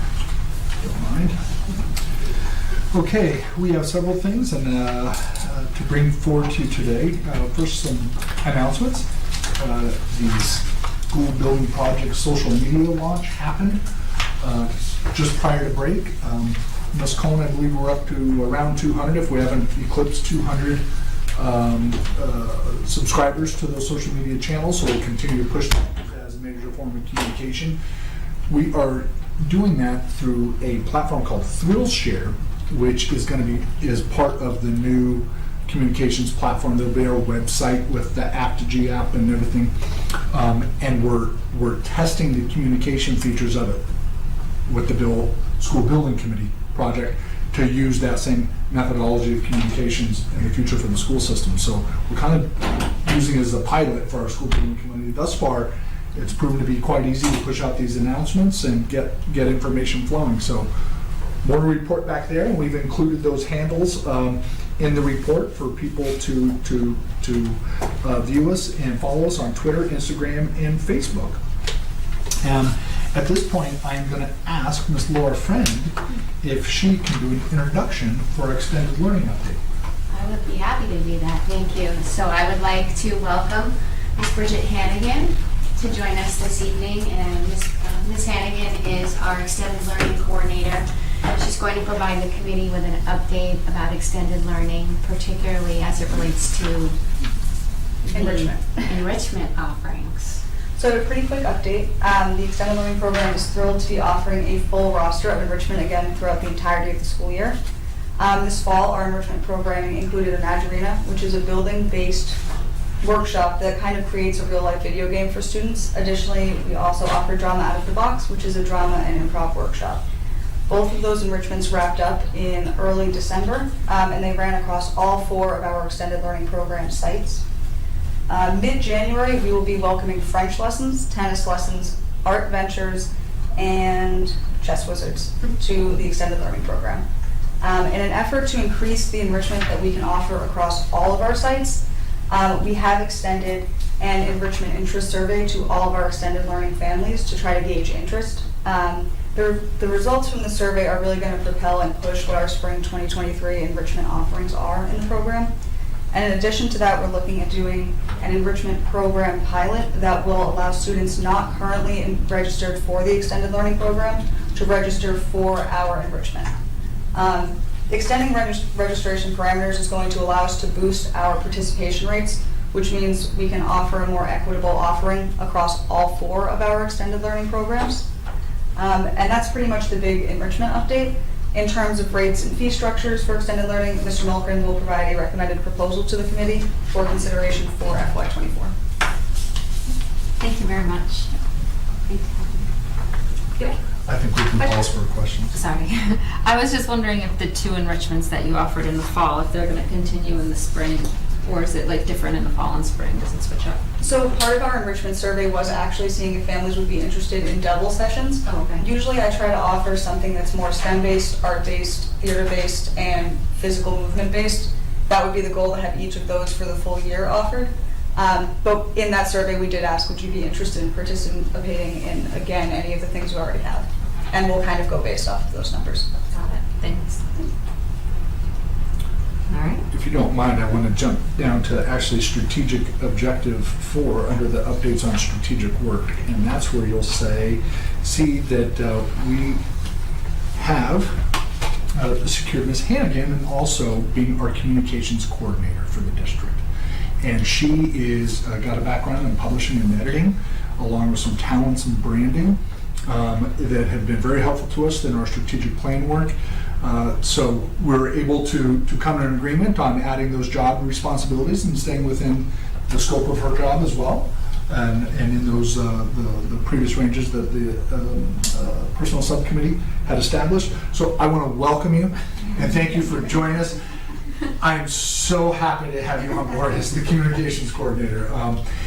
We'll be organizing a time with Ms. Cohen and also our representatives from Skanska as we execute our strategies around the school building project, because a big focus, while Ms. Hannigan is going to help us with our weekly communications, the big focus is going to be the school building project. We need to get that information out, get it out timely, get it out regularly, and she has some skills, particularly around those social media channels, that will help us do that. So thank you for taking on that responsibility. Very excited. That's great.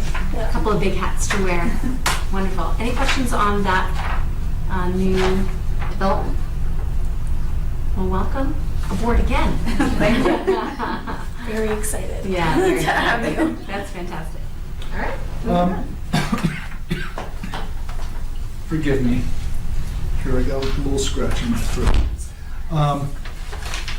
Okay, so extended learning update. I want to talk a little bit about foundation enrollment prior to the school budget workshop next week. And just to remind everybody, next week is not a presentation of the budget. It's the beginning of the construction of the budget. We do not get, as we talked about tonight, like healthcare reimbursements and those types of things. We don't have those today. Chapter 70 funding, minimum local contributions to towns. The past 2 years, those have come in the last week of January, which is a fairly good timeline. They tend to come in. We're hopeful that Governor Healy and her team are prepared and going to be able to get those things out in a regular way that the previous administration has. But that all being said, some things that we're talking about around the foundation enrollment and the 5-year rolling averages that are used to construct the assessment liabilities for the towns.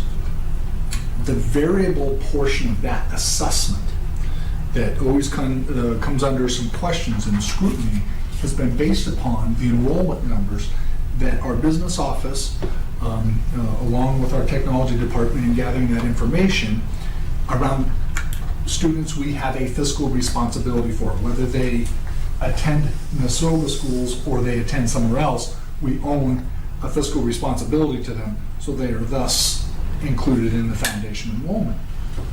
And our numbers every year, when Chapter 70 reports on that, our numbers are always off by a portion. It seems to be somewhere, 15 to 20 students per town. School districts report all their information as SIMS, and so the state has the benefit of having all those numbers together, can aggregate them, and then they get their number there. We have to go hunt, find, chase down people, chase down districts, get information. So there's always been a discrepancy from those two. Mr. Mulcairn and I, you might remember this, Mr. Haresh, we had this conversation, I think, in Budget and Warrant one time. I think we even discussed it in the RAAC meeting one time, the Regional Agreement Committee meeting. Moving forward and how we're going to be crafting the budget is we're going to bring forward next week our same model that we use to project those numbers, but we're going to clearly label them as a projection. And when we get the enrollment numbers from the state that they use specifically for minimum local contribution and Chapter 70 state aid, we will then adjust our numbers so they match identically to the state numbers. Because we just think that is going to help people that are trying to follow the ball on how those calculations are made, that when we say foundation enrollment in one area, it means the same thing when we use it in another area, and those numbers reconcile and match exactly. So, me being in my second year, Mr. Mulcairn in his first year, we think this is a practice we're going to implement now, and we think it probably should have been implemented long ago. But so when you see the enrollment calculations next week, 2 weeks, it will be clearly marked as a forecasted, and then we will be using the enrollment numbers straight off of the state aid reports that we give, the Chapter 70 reports for the previous 4 years. So I'm notifying the committee now, so those enrollment numbers won't look identical to the last year's enrollment numbers. They're very much in close proximity. I mean, I think it's in 0.12 of a percentage point difference. Or It was a small, I think the greatest was like 0.04 yeah. of variability. So the variance was somewhere around $40,000 in the $62 million budget. But we just think it's good practice. If the numbers say one thing here, they need to say the other thing here. So just know that's how we're going to be bringing those numbers forward next week.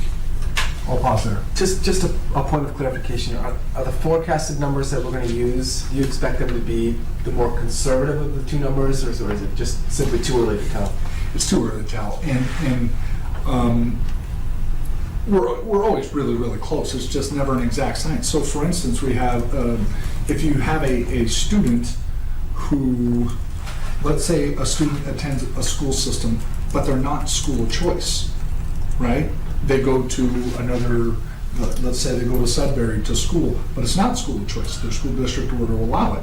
Well, that school system gets to count that student under their cap because they take on the fiscal responsibility. We don't send money to them, right? So it's, the state easily gets access to the information. We actually have to go solicit. And right now, every school system is driving each other crazy because we're all sending our notices out to the other school system, give us your numbers. I get several emails a day from other school systems, send us your numbers, you know. What we can get out of our system based on the practices that we have in our technology office, get us really close to the number. When we get the state aid number, we just make the minor adjustment to it and say that's the hard number because that's what it says on the state aid report, and then the enrollment calculations align identically. Okay. Okay. And then next, for some updates on our strategic work, I think I will turn it over to Assistant Superintendent Friend. Teaching learning. Everything's advice. So we're pleased to present 2 updates on strategic work this evening, both in support of strategic objective number 2, which is our learning, teaching, and leading strategic objective. The first is related to a recent grant that Nashoba has received in the amount of $4,500 through the Department of Elementary and Secondary Education's MyCap implementation grant, and this is going to mark the initiation of a multi-year initiative in support of future programming in support of our high school.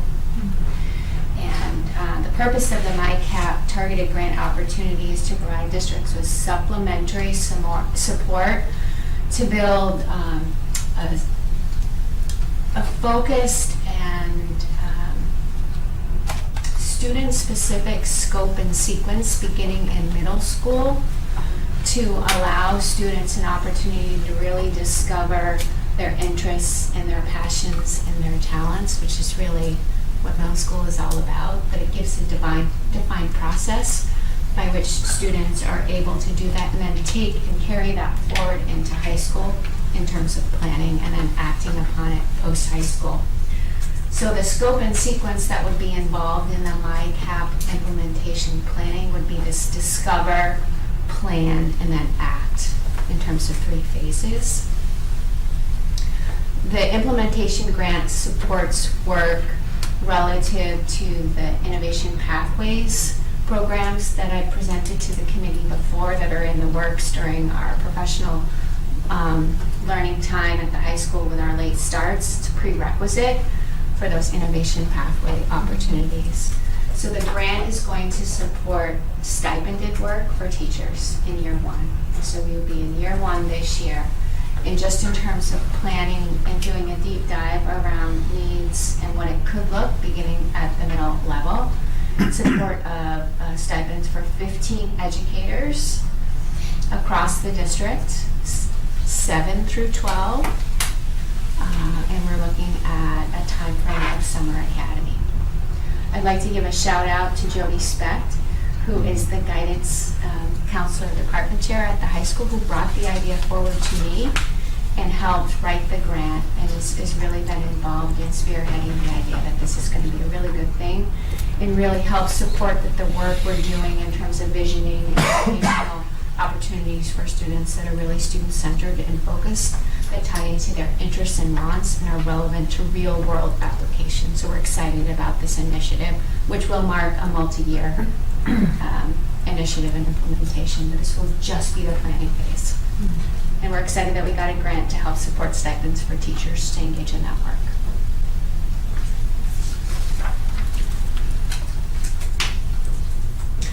The second topic is our Portrait of a Nashoba Graduate Voices from Alumni update.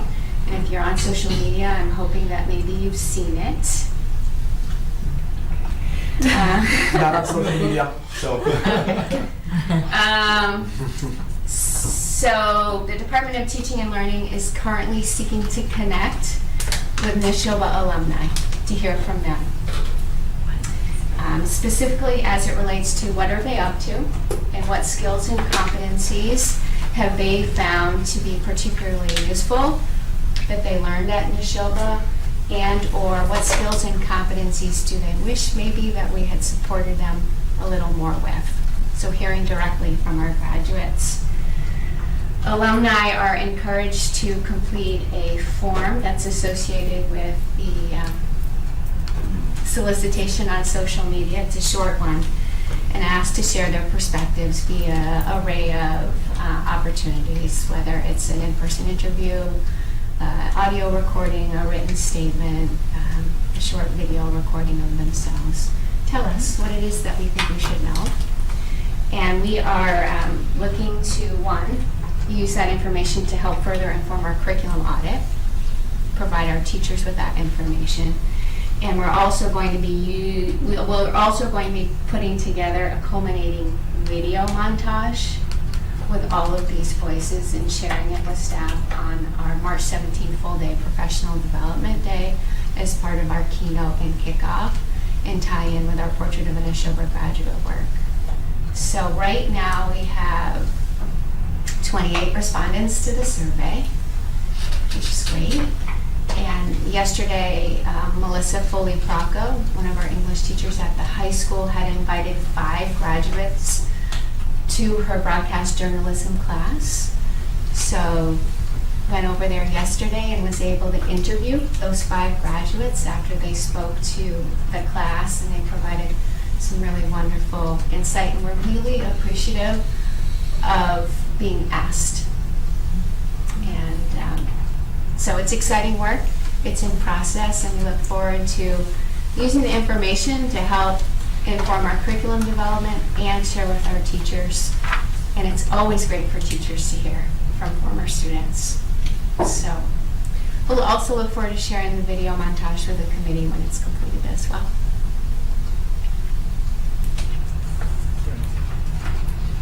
I'll wrap up the superintendent's report with the last piece, but before I do that, any questions from Ms. Friend?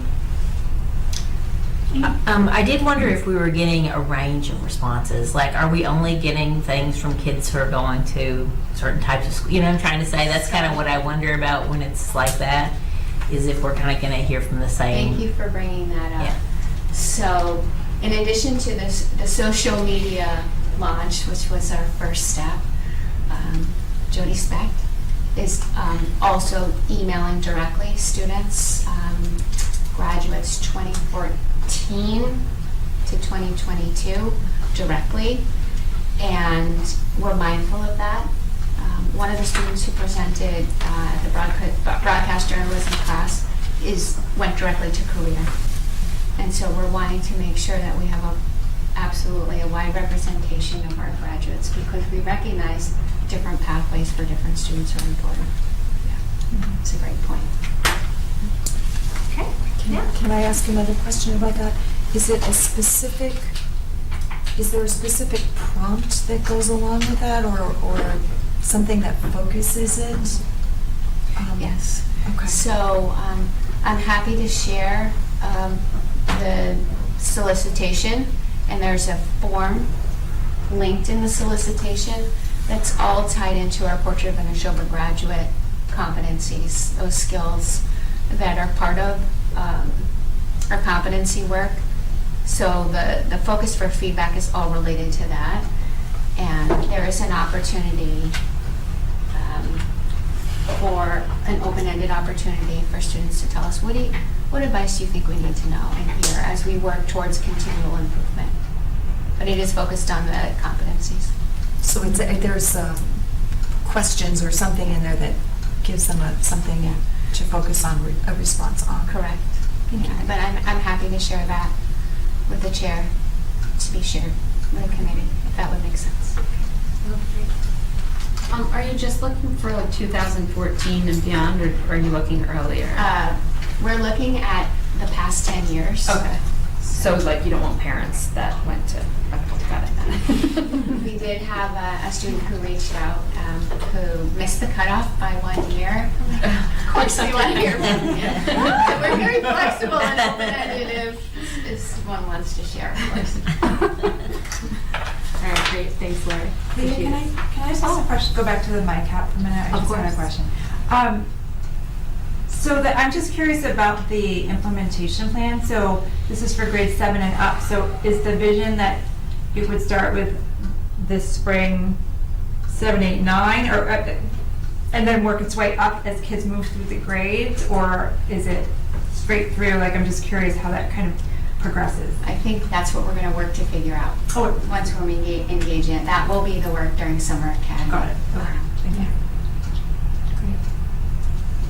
All right. Oh, Chandra, excuse me. Also, a question about that. As a grant, do we have to vote to accept it as a school committee? I thought I saw that. I don't believe so, no, because it's not in the same sense that it's a gift. Is that where you're? Well, in the Mass training, I thought I heard that I went through that the school committee had to approve grants as well. I don't think I've ever voted on a grant in all my years, but we can I'd be go happy to look more into it, though. Maybe certain types of grants, but let me find out. I think the language I saw was educational grants. I'll try to find my notes and send it to you. Okay. Yeah, so maybe you guys could circle Yeah, back. we'll definitely look into that. Yeah. Yeah, in my experience, we've never voted on grants, but I hear the point you're making. Let's take a look at that. All right, moving on. Okay, the last piece on here, in your packet, and forgive me, Madam Chair, it's on the agenda twice, we will only do this once. Oh, fantastic. You have a job description for a director of digital learning and intervention. It should have like big watermark that says draft on it. So forgive me for not getting the draft piece on there. I'm putting this in front of you today, not because I'm asking for a vote on this today or even in the next meeting, but I'm giving it to you because next week in the budget workshop, you're going to hear more about this position and what we're looking at for a director of innovation and digital learning. It is cited and noted as one of our priorities in the strategic plan around how to lift the practice of our educators and also how to work with our students on innovative thought processes, building competencies. And so we need a leader in this area that can bring that expertise to our district. It's something that's needed now. I think one of the things that we cite with our technology is we don't want our technology to be just sort of the pencil of today, but yet we still operate in a fixed industrial style way. We need to be thinking about what are practices beyond technological practices, innovative in terms of how students are interacting as well. So this job description is a job description I brought to the personal subcommittee, and certainly would love a chance to come back to it again, but you're going to see it presented in the budget workshop next week. It's going to be presented in a cost-neutral way, so it wouldn't be an additional cost to the school system. And I just wanted you to just have a little bit of schema going into that. So this is not a final product yet. It's going to be vetted out some more. We want to run it through some of our leading colleagues of digital learning and innovation across the state. What I've learned is that these job descriptions, I have not found two that are alike. They are very different based upon the needs of various school systems. And this title of Innovation and Digital Learning Director is interpreted in 1,000 different ways. So it's really a very need-based in terms of what it is that we see we're going to have. So this will come forward next week, and I just wanted you to have that information in anticipation of that. And just so that you guys know, we have policy that says all new positions are approved by the school committee, and then the personnel subcommittee recommends to the school committee a salary range. So when you come to the personnel subcommittee to formalize this, we will then make a recommendation to the full school committee to approve it or not. Okay. So what do you think of that? And that concludes the report. Fantastic. Just a quick, any questions on that last piece? Chandra? Do you want any feedback on the job description now, or? I think the would you best way rather us to hold do off that, on Mr. Simon, is to provide to the personal subcommittee, and then that's the channel in which we vet out the detail on those various things. I think that's probably the most proper channel to do that with. Yeah, so we'll alert you guys when it comes to the personnel subcommittee so that you know it's on our agenda and you can send along public comment. But do you have a question? No. Oh. I was just gonna say, or just shoot an email now, and then when it comes up on our agenda, we can Yeah. deal with it, so it doesn't get forgotten. That's fine. So on the superintendent update, and I asked this question, I'm going to ask two questions, I'll pause in between the two questions. We did ask this question at the personnel subcommittee meeting, but I feel like it ought to be asked again. There are actually two new positions on the superintendent update, only one of which is a vote is required. The communications coordinator and then the director of innovation and digital learning job description. Can you just identify the difference between those two and why you're seeking a vote for one but not the other? Thank you. That's a great question. The communication coordinator is not a new position. It was something that was in the strategic plan actually as a communications director. What we were able to do is identify the scope of some communication needs we have right now. Knowing we have Ms. Hannigan as an expert, she's already employed under her current job description. It's the purview of the superintendent to adjust and change and work on job descriptions as needed. She had the skills in the background to do that, so we've added those responsibilities in a side letter to her contract. And so she's taking on those additional responsibilities. And so it is not a new position. It's just folded into a current position for which she had capacity to take on those responsibilities. And I want to be clear about that. It's not a full-blown director of communications position that looks at all the communications across the school system with all of our various schools and things of that nature. Oftentimes you see school systems even have their directors of communications, also their PR people. They're the front people to the media and things like that. That is not what this is. It's to help us really with the greatest focus on the building project, but then also with our weekly communications. Whereas the director of digital learning is a new position. We have curriculum director job descriptions already in there, so we even had some debate if we bring this forward to the school committee. I think it should be, because while it is a quote-unquote curriculum director position, it is cited in our strategic plan. It does imply working on some instructional best practices and data analysis and some other things that come into this that aren't strictly curriculum. So a little more complex. I think it's good practice to bring it before the committee for approval. And I think the scope of that would be to bring it forward at the budget workshop as a need. And then as we go through the budget process, when it's time to actually execute the bottom line of the budget and vote the budget, would be the time to vote on the position, which gives us a little more than 2 months to put the finishing touches on there, make some appropriate adjustments, and do some more vetting. Great.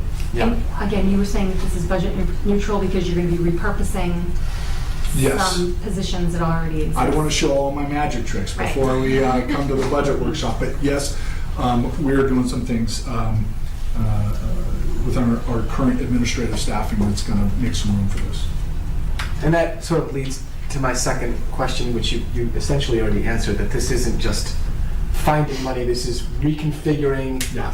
And can you just address that a little bit in a little bit more detail? I mean, you said you don't want to show all your cards, and I understand. Yeah, I will be providing specific detail of the FTE allocations at the budget workshop on January 18th, so that everyone in the community can see that, so that our finance people and our town people can see that as well. But yes, it is going to be coming out of currently staffed FTE that we have in the administration sector of the organization to pay for. So we will not be asking for additional FTE for this position. Thank you. All right, everyone. So that is the superintendent update. We are now going to move on to our new business. With our eye on the clock, we do want to just kind of move as swiftly as we can without squelching debate. Let's move on to the extended day and preschool fee review structures or proposals. Sure, absolutely. While Superintendent Downing is bringing it up, I'll just give you a quick overview. So for the extended learning rates proposal, we met with Bridget Hannigan, who was here earlier, and went over the current rates, previous increases, and we're essentially proposing the same rate increase of 3% at our monthly rates for both the morning program and the afternoon program. This would be at all sites. This would be for anywhere between the 1 to 5 days, so that's essentially what we're doing here. And again, this is to account for a couple of things, but obviously increasing in salaries for staff, and then also they pay a small portion of the offset for utilities, for example, in the afternoon or in the morning as they use the space. So it helps in a couple of different areas, but the majority of it is just is the personnel component. Yeah, the only question I have is, when will families be made aware of the rate changes before they enter the lottery or choose to enroll their students? So my understanding would be that we'd be able to provide this to families as soon as it's voted upon, and Bridget would take that upon herself to communicate through her channels that she has already established with families already enrolled in the program, and we post it to her website as well. Okay, thank you. So we would take the vote on February 1st, is what I expect. Does that make sense? And so that works. February 1st is when we would vote, which would then give the office, if we approve it, the green light on February 2nd to alert everyone. Yep. Okay. Scott? I think there's an error in here. Go ahead, let me know. So I think the before school rate for 3 days is too high. I can confirm with what she sent to me. So it's a very linear progression from 1 to 2 to 3 to 4 to 5. Mm-hmm. And it should be 8:13 or something in that neighborhood, not 8:43. I don't know if this matters, but as a parent who used this program, I do know that there is an economy of scale in these prices where if you use it more, No, that it was cheaper. But not the before school rates. Oh, sorry, not in the other one. I think it's the after school. It was pretty, like you said, it's pretty linear. But do you know what I'm saying though? I do, Not except the from- math doesn't. Not from monthly to yearly, but if you use it 3 days versus 5 days, it's cheaper if you use it 5 days. Oh, that's what was Still not my working? question too. I mean, if you scroll down to the other, and so 1 day a week is $81, and multiply that by 5. So there's no incentivization, and maybe that's intentional. I can't speak to that specifically. I can certainly ask Ms. Hannigan. I do wonder if this is not also a function of the increase just changing over time. And so the original set point, when you're adding 3% each time potentially, or whatever it was in the past, that maybe that's a function of what that is. But I can certainly look into it. It's all very linear, and that's an anomaly. Yeah. Okay, thank you. Thank you. Well, it's wrong for 2 days too. No, we appreciate you pointing that out. Great. Okay. So those are the proposals for extended learning. Preschool? So in meeting with Mrs. DeAngelis, our PPS director who oversees our integrated preschool program, essentially this is the same thing that we've done with the extended learning, is a 3% increase, which was also the same increase we applied from FY22 to FY23. So the half-day rates are half of the full-day rates. Is half a day half of the hours of full day? Not necessarily, because you don't have that sort of time in between. So typically, I believe it's a 2.5-hour program for the morning or the afternoon, whereas for the full day preschool, it's closer to the 6.5 hours.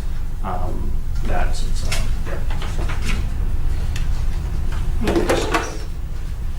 All right. Thanks for that, Ross. Appreciate it. And if there is an anomaly, perhaps you could just alert us by email or... Yeah, some clarification in the chair. Yeah, that would be great. Okay. All right, moving on to our next item here. That is the Hale, I believe, the Hale DC trip donation. All right.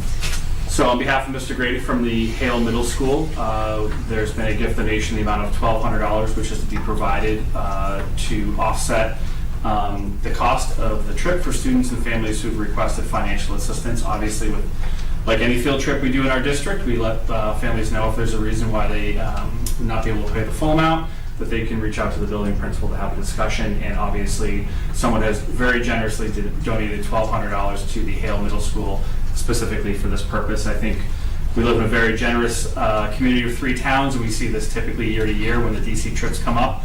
And this is no exception to that, and obviously is going to be a great benefit to students at Hale Middle School who are in need.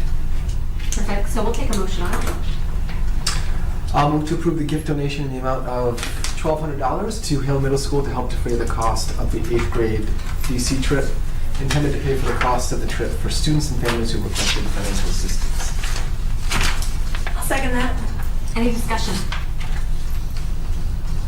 All right, so all in favor? Unanimous, I think. Yes. All right, everybody. So we are very appreciative to that donor and grateful. Thank you. All right, so now on to not the presentation of the new job description. We're going to leapfrog over that. I'll do it again if you like. No, we're good. To unfinished business, and we're going to begin with taking a vote for the new policy KCD, public gifts to the school. I'm going to turn it over to our policy chair, Ms. Devine. What can you tell us, if anything, that's changed? Minimal changes since the last time we looked at this. The only change to the red line is you'll see there in blue at the top paragraph at the end there, no extensive advertising or promotion may be involved in any donation to the schools without the approval of the school committee. So we added that piece in, and then we also updated the source because the date was pretty outdated. So we updated that as well. And Ross, thank you for getting back to me about the limit. Ross was able to he did hear back from the auditors that there's no Mass General law that states a threshold to use, but based on the size of Nashoba, $500 would be appropriate if we had a threshold. This version does not have a threshold. Do you have a clarifying question? Well, to Chandra's point, this says all grants and gifts to the district shall be reviewed and accepted by the school committee before expenditure or use. So. We haven't approved it yet. Again? Yeah. I'm just saying that you brought up a good point, that this policy does say that we are supposed to be approving grants. So I just wonder what the word grant truly means, and if it's in the vein of what we were talking about earlier.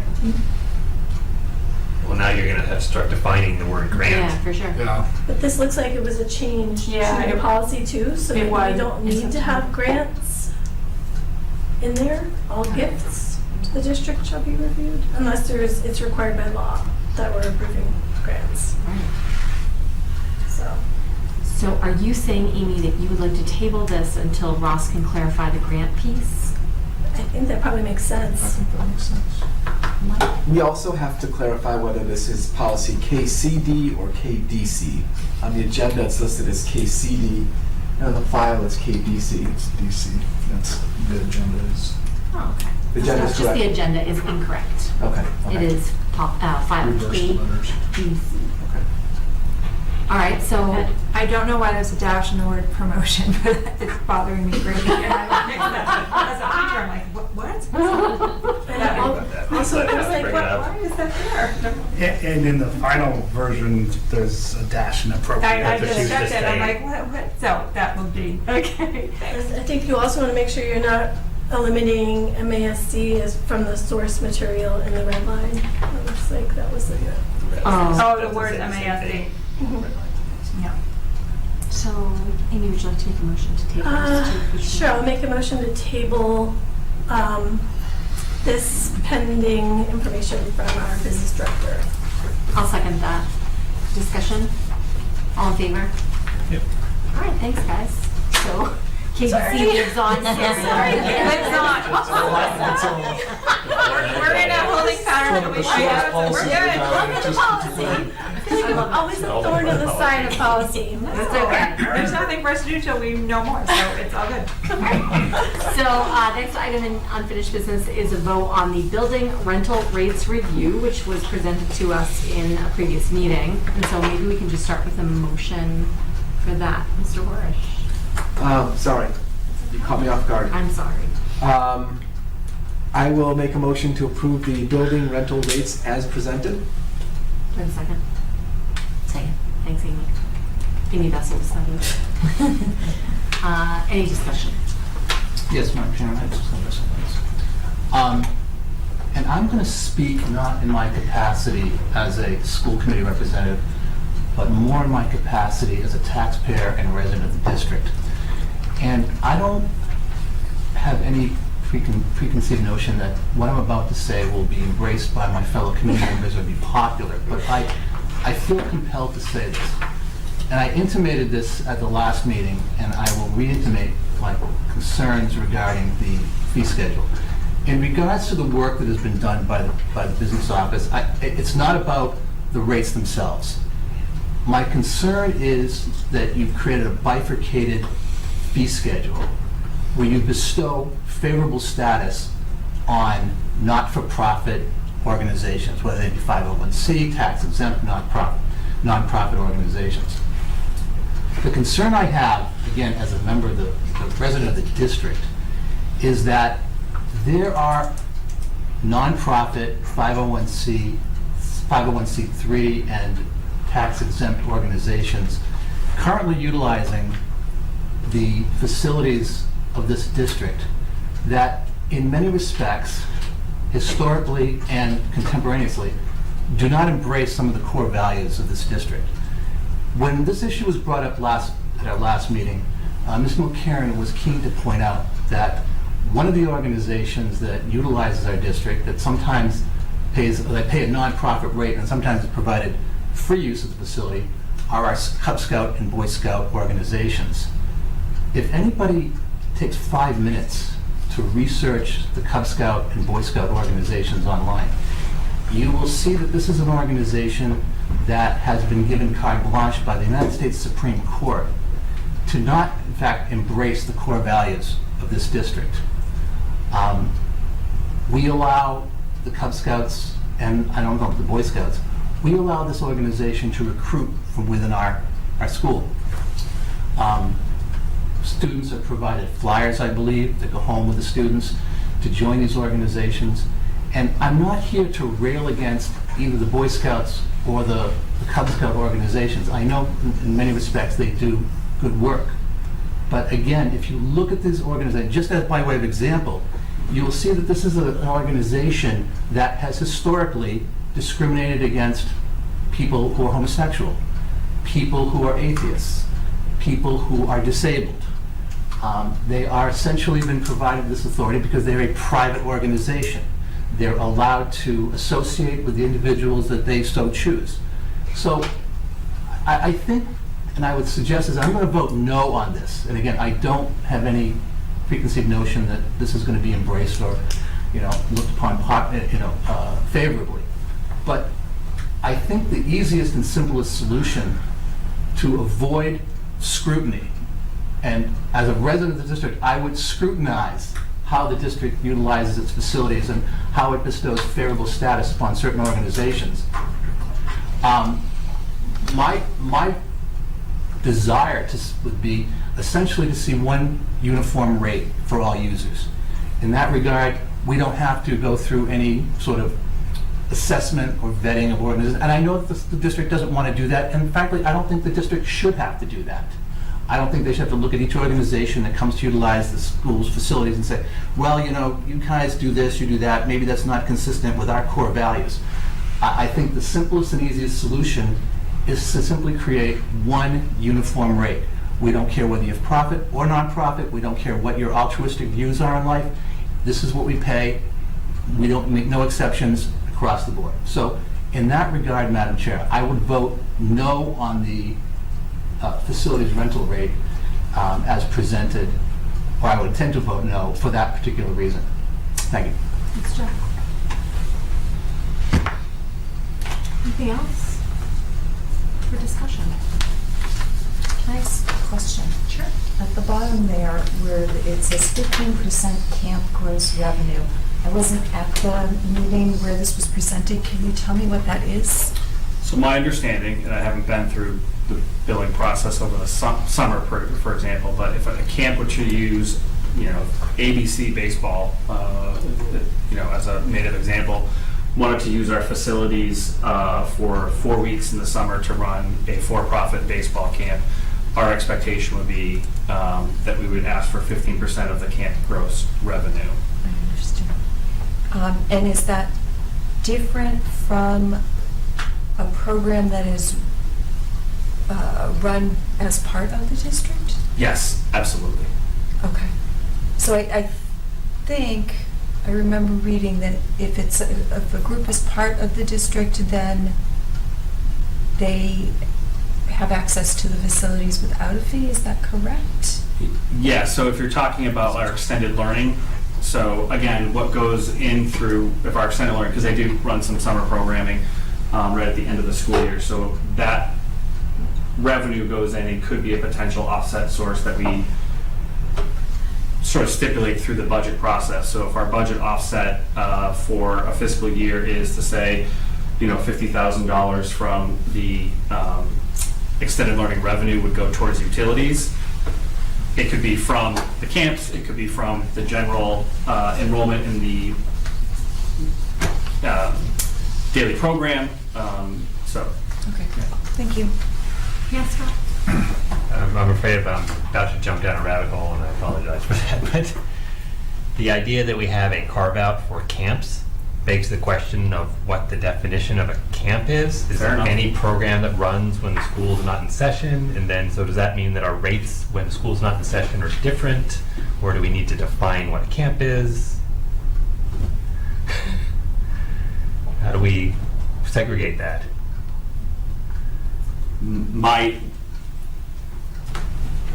cursory understanding would be that if a group comes in and wants to use our facilities to run a camp, and I think most of them are defined as camp, that's what would apply. And I think sort of past practice around certain groups that come in and typically, rent our facilities during the summer, it applies that way. I would have to research further to get a more finite answer. And I just have one more. Yeah. I'm a little puzzled by Joe's comments, because it sounded like he made them as a board member, as a committee member, but he prefaced them by saying, I'm doing this as a member of the community. And so I just don't understand what just happened here as far as what his perspective was on all this.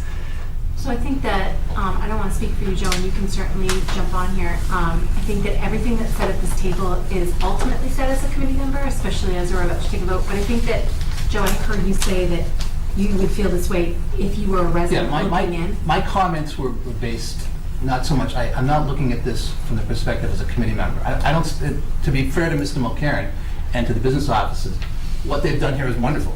I'm just looking at it from my personal perspective, saying, as a resident of the district, I don't embrace the notion of this bifurcated, more favorable status fee schedule. And in that regard, I have the added bonus of being a member of this committee and therefore can vote in regards to this matter. And if it will be of any comfort or will mollify any concerns of my colleague, I will amend my comments to say that not only am I making these as a resident and taxpayer of the district, but also in my capacity as a district committee member sitting with the Nashoba Regional School District representing the town of Lancaster, Massachusetts. Thanks, John. And that, I'm sorry, I just had one quick comment to Mr. Mulcairn. And not trying to be flip here, but it strikes me that why we don't need to sort of wring our hands over what a camp is. As far as I'm concerned, it's whatever Mr. Mulcairn says it is. If Mr. Mulcairn says it's a camp, they pay the 15%. I mean, I think it's an exercise in futility to try and define that. You know, it's like, you know, it's a duck. If it sounds like a duck, it walks like a duck, it's a duck. And Mr. Mulcairn, I think, is well qualified to determine whether it's a duck or it's a camp or whatnot. So. All right, does anybody else have anything in addition to this? Because we are going to take a vote. All right, so if you are in favor of the fee schedule as presented, please raise your hand, yes. Okay. But objections are noted. Anybody against? Very good. No abstentions. All right, thanks, Joe. All right, moving on to our next item on the agenda. Just keeping in mind, guys, that 9:06 is the time. We are almost done, but it is our practice and our policy to make sure that everybody is okay to keep going with the meeting and not vacate at 9 p.m. when we all are supposed to turn to pumpkins. Is everybody okay with keeping on going here? All right, fantastic. So we're gonna. No. I'm actually not. I'm gonna do something. Yeah. If you need to leave, is that okay? You can. Okay. Yes, Yeah. our quorum still is okay. Okay. That we will miss you. Thank you. Okay, we'll see you later. All right, so we're going to go on to the subcommittee and advisory reports here. So budget and warrant report. Just a small report. We reported last meeting that we had a meeting on December 8th. We reported on that meeting. And given that the budget workshop is slated for January 18th and the plethora of agenda items that we have, we are going to do double sessions. We're going to do a January 17th session that will focus on one of our subcommittee goals, which is OPEB, and a couple of housekeeping things. And then we will have a post-budget workshop meeting sometime in the second half of January. So just keep that in mind, especially if you are a part of the public wishing to be a part of that. No. I said show up. No. What's in your subcommittee muscle? No. Oh, that's great. Thanks, Mike. I appreciate it. Over to communication. So a couple of things have come together for the communication subcommittee in the last few weeks. One of which is that I believe that Superintendent Downing is going to create a subcommittee or a school committee corner, yes, in the newsletter that goes out from his office. So that will accomplish the goal of getting information about what the school committee is taking up, information about what the school committee has done, and all of those things out as part of the weekly newsletter that comes from central office. And we have something else, but my mind has lost you for a moment. Hold on. Is it the school committee manual? School committee manual? Well, that is, yes, that is that is coming up as well, but there was something else that we accomplished. I just can't remember what it is right at the moment. I have a quick question for you. Maybe this will jog your memory. On the stuff that we're going to be putting into the common, which is Kirk's communication, will you guys develop that little square of information? I believe that Kirk was going to develop that square of I think the information. idea is just going to be around this as we're forecasting out the meetings. Here's what you would expect on the meetings and what's coming up. I remember the second thing, which is that another goal of the communication subcommittee was that we were trying to create a way for people to easily reference or find information that had been presented to the school committee at meetings. And so that is something that can easily be added. And I think any of us could probably do it if we felt like it was something that was important, and we wanted to make sure that that was able to be posted to the community, that we could just ask for that to happen, and probably Alita would magically make that appear in the correct section of the We have materials that are posted in the school committee website. agenda. We know we have some workshopping to do around what do we warehouse in terms of putting on, the quote-unquote transparency page of things, because, or would we just be creating another fog of minutia in a whole different category, and we don't want that. So we have some organizational planning to do around that. Thanks, Sharon. And then moving forward, the communication subcommittee as well as policy is going to be working together on the school committee manual. Yes? Potentially. I think that's it. Awesome. Thanks, Sharon. To the school building committee. Thank you, Madam Chairman. Just to bring the committee up to date, on the 21st of December, the board of directors at the Massachusetts School Building Authority held their monthly meeting and unanimously approved the preferred schematic report of the district, and we are now ensconced in Module 4 of the build project. I want to thank Superintendent Downing. He was there on behalf of the district, along with Ms. Williams from Skanska, myself, and I believe, did we have anybody from KBA there? I don't remember if anybody from KBA was at the... Mr. Olson was present. Mr. Olson was present, okay. Yeah. Superintendent Downing did all the speaking, so it was a long meeting, but it was unanimously approved, and we had some very glowing commentary regarding the educational plan that was submitted, and per the email that I received from Superintendent Downing today, apparently they're going to be using that as an exemplar moving forward for other school districts.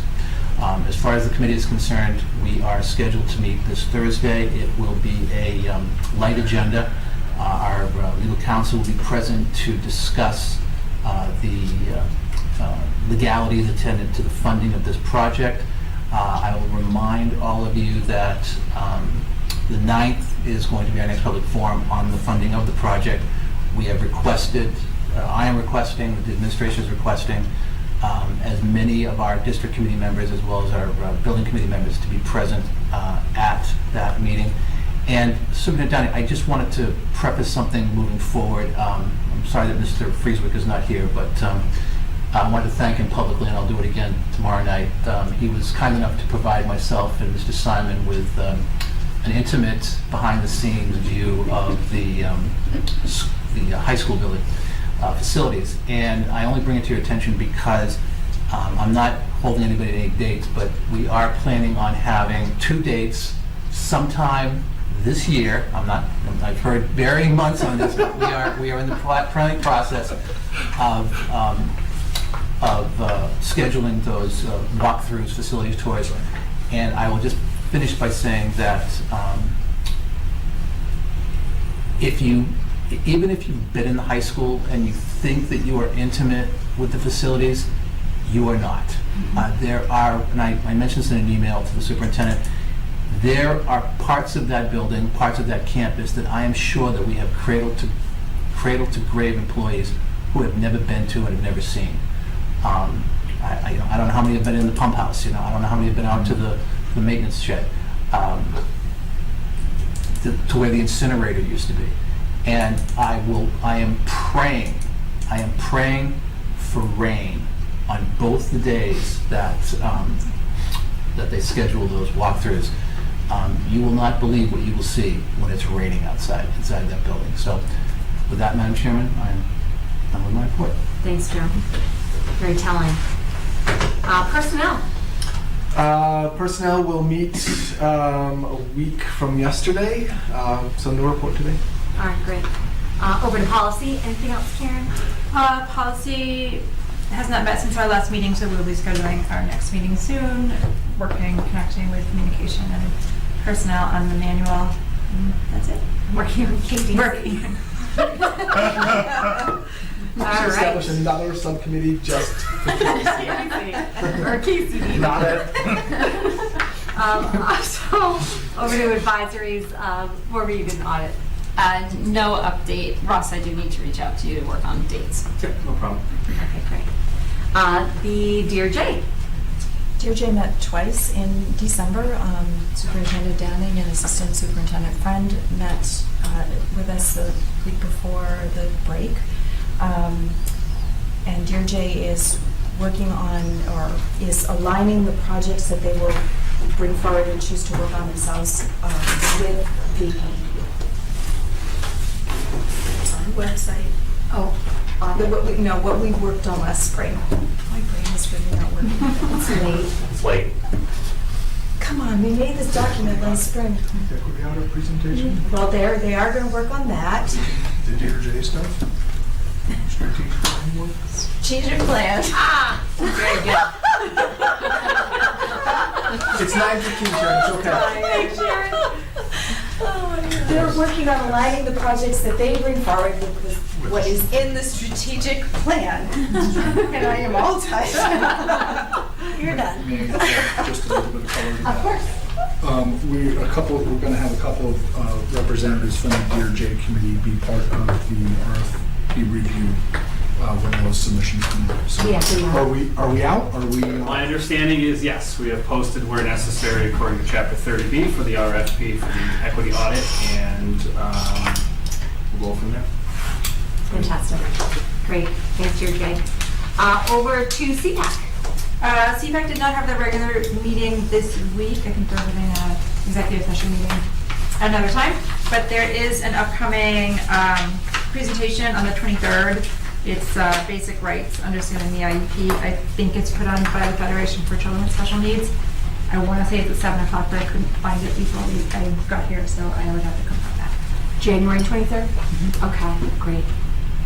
The Regional Agreement Amendment Advisory Committee, RAAC, has no update, although right before this meeting started, I did see that I got an email back from Desi with comments on the latest round, so I will wrestle that beast tomorrow.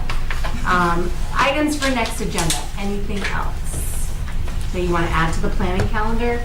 I'm not sure. Oh, it's just the budget workshop. the next agenda item. No adding anything. But if you guys see something that you want to be added to February 1st, please let me know. Oh, Sorry. Worry not There's to a lot stay. of chatter in Stowe right now about the changing of the bus routes. I'm not sure if that should be a policy discussion at some point in the future. Obviously not next meeting because budget. So this is definitely something that is Ross is wanting to respond to. If it would be okay, could I Please just do. interject?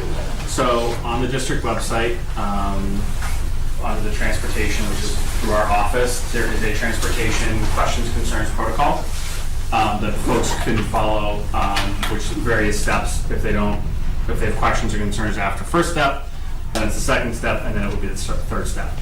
So I would encourage people in the public and families to follow that process in order for communication chain and concerns and questions to go through that process. Okay. Okay. Great. Yeah, and I think that with regard to bus operations, it's really outside of the school committee's purview, but we can certainly rely upon you guys to address the concerns that are brought to you through that communication train. Definitely. If they use that practice and that process, that is the best action they could take. So that would be appreciated. Okay. Yeah, I think it was more just around timing of communication, so go through that. All right, great.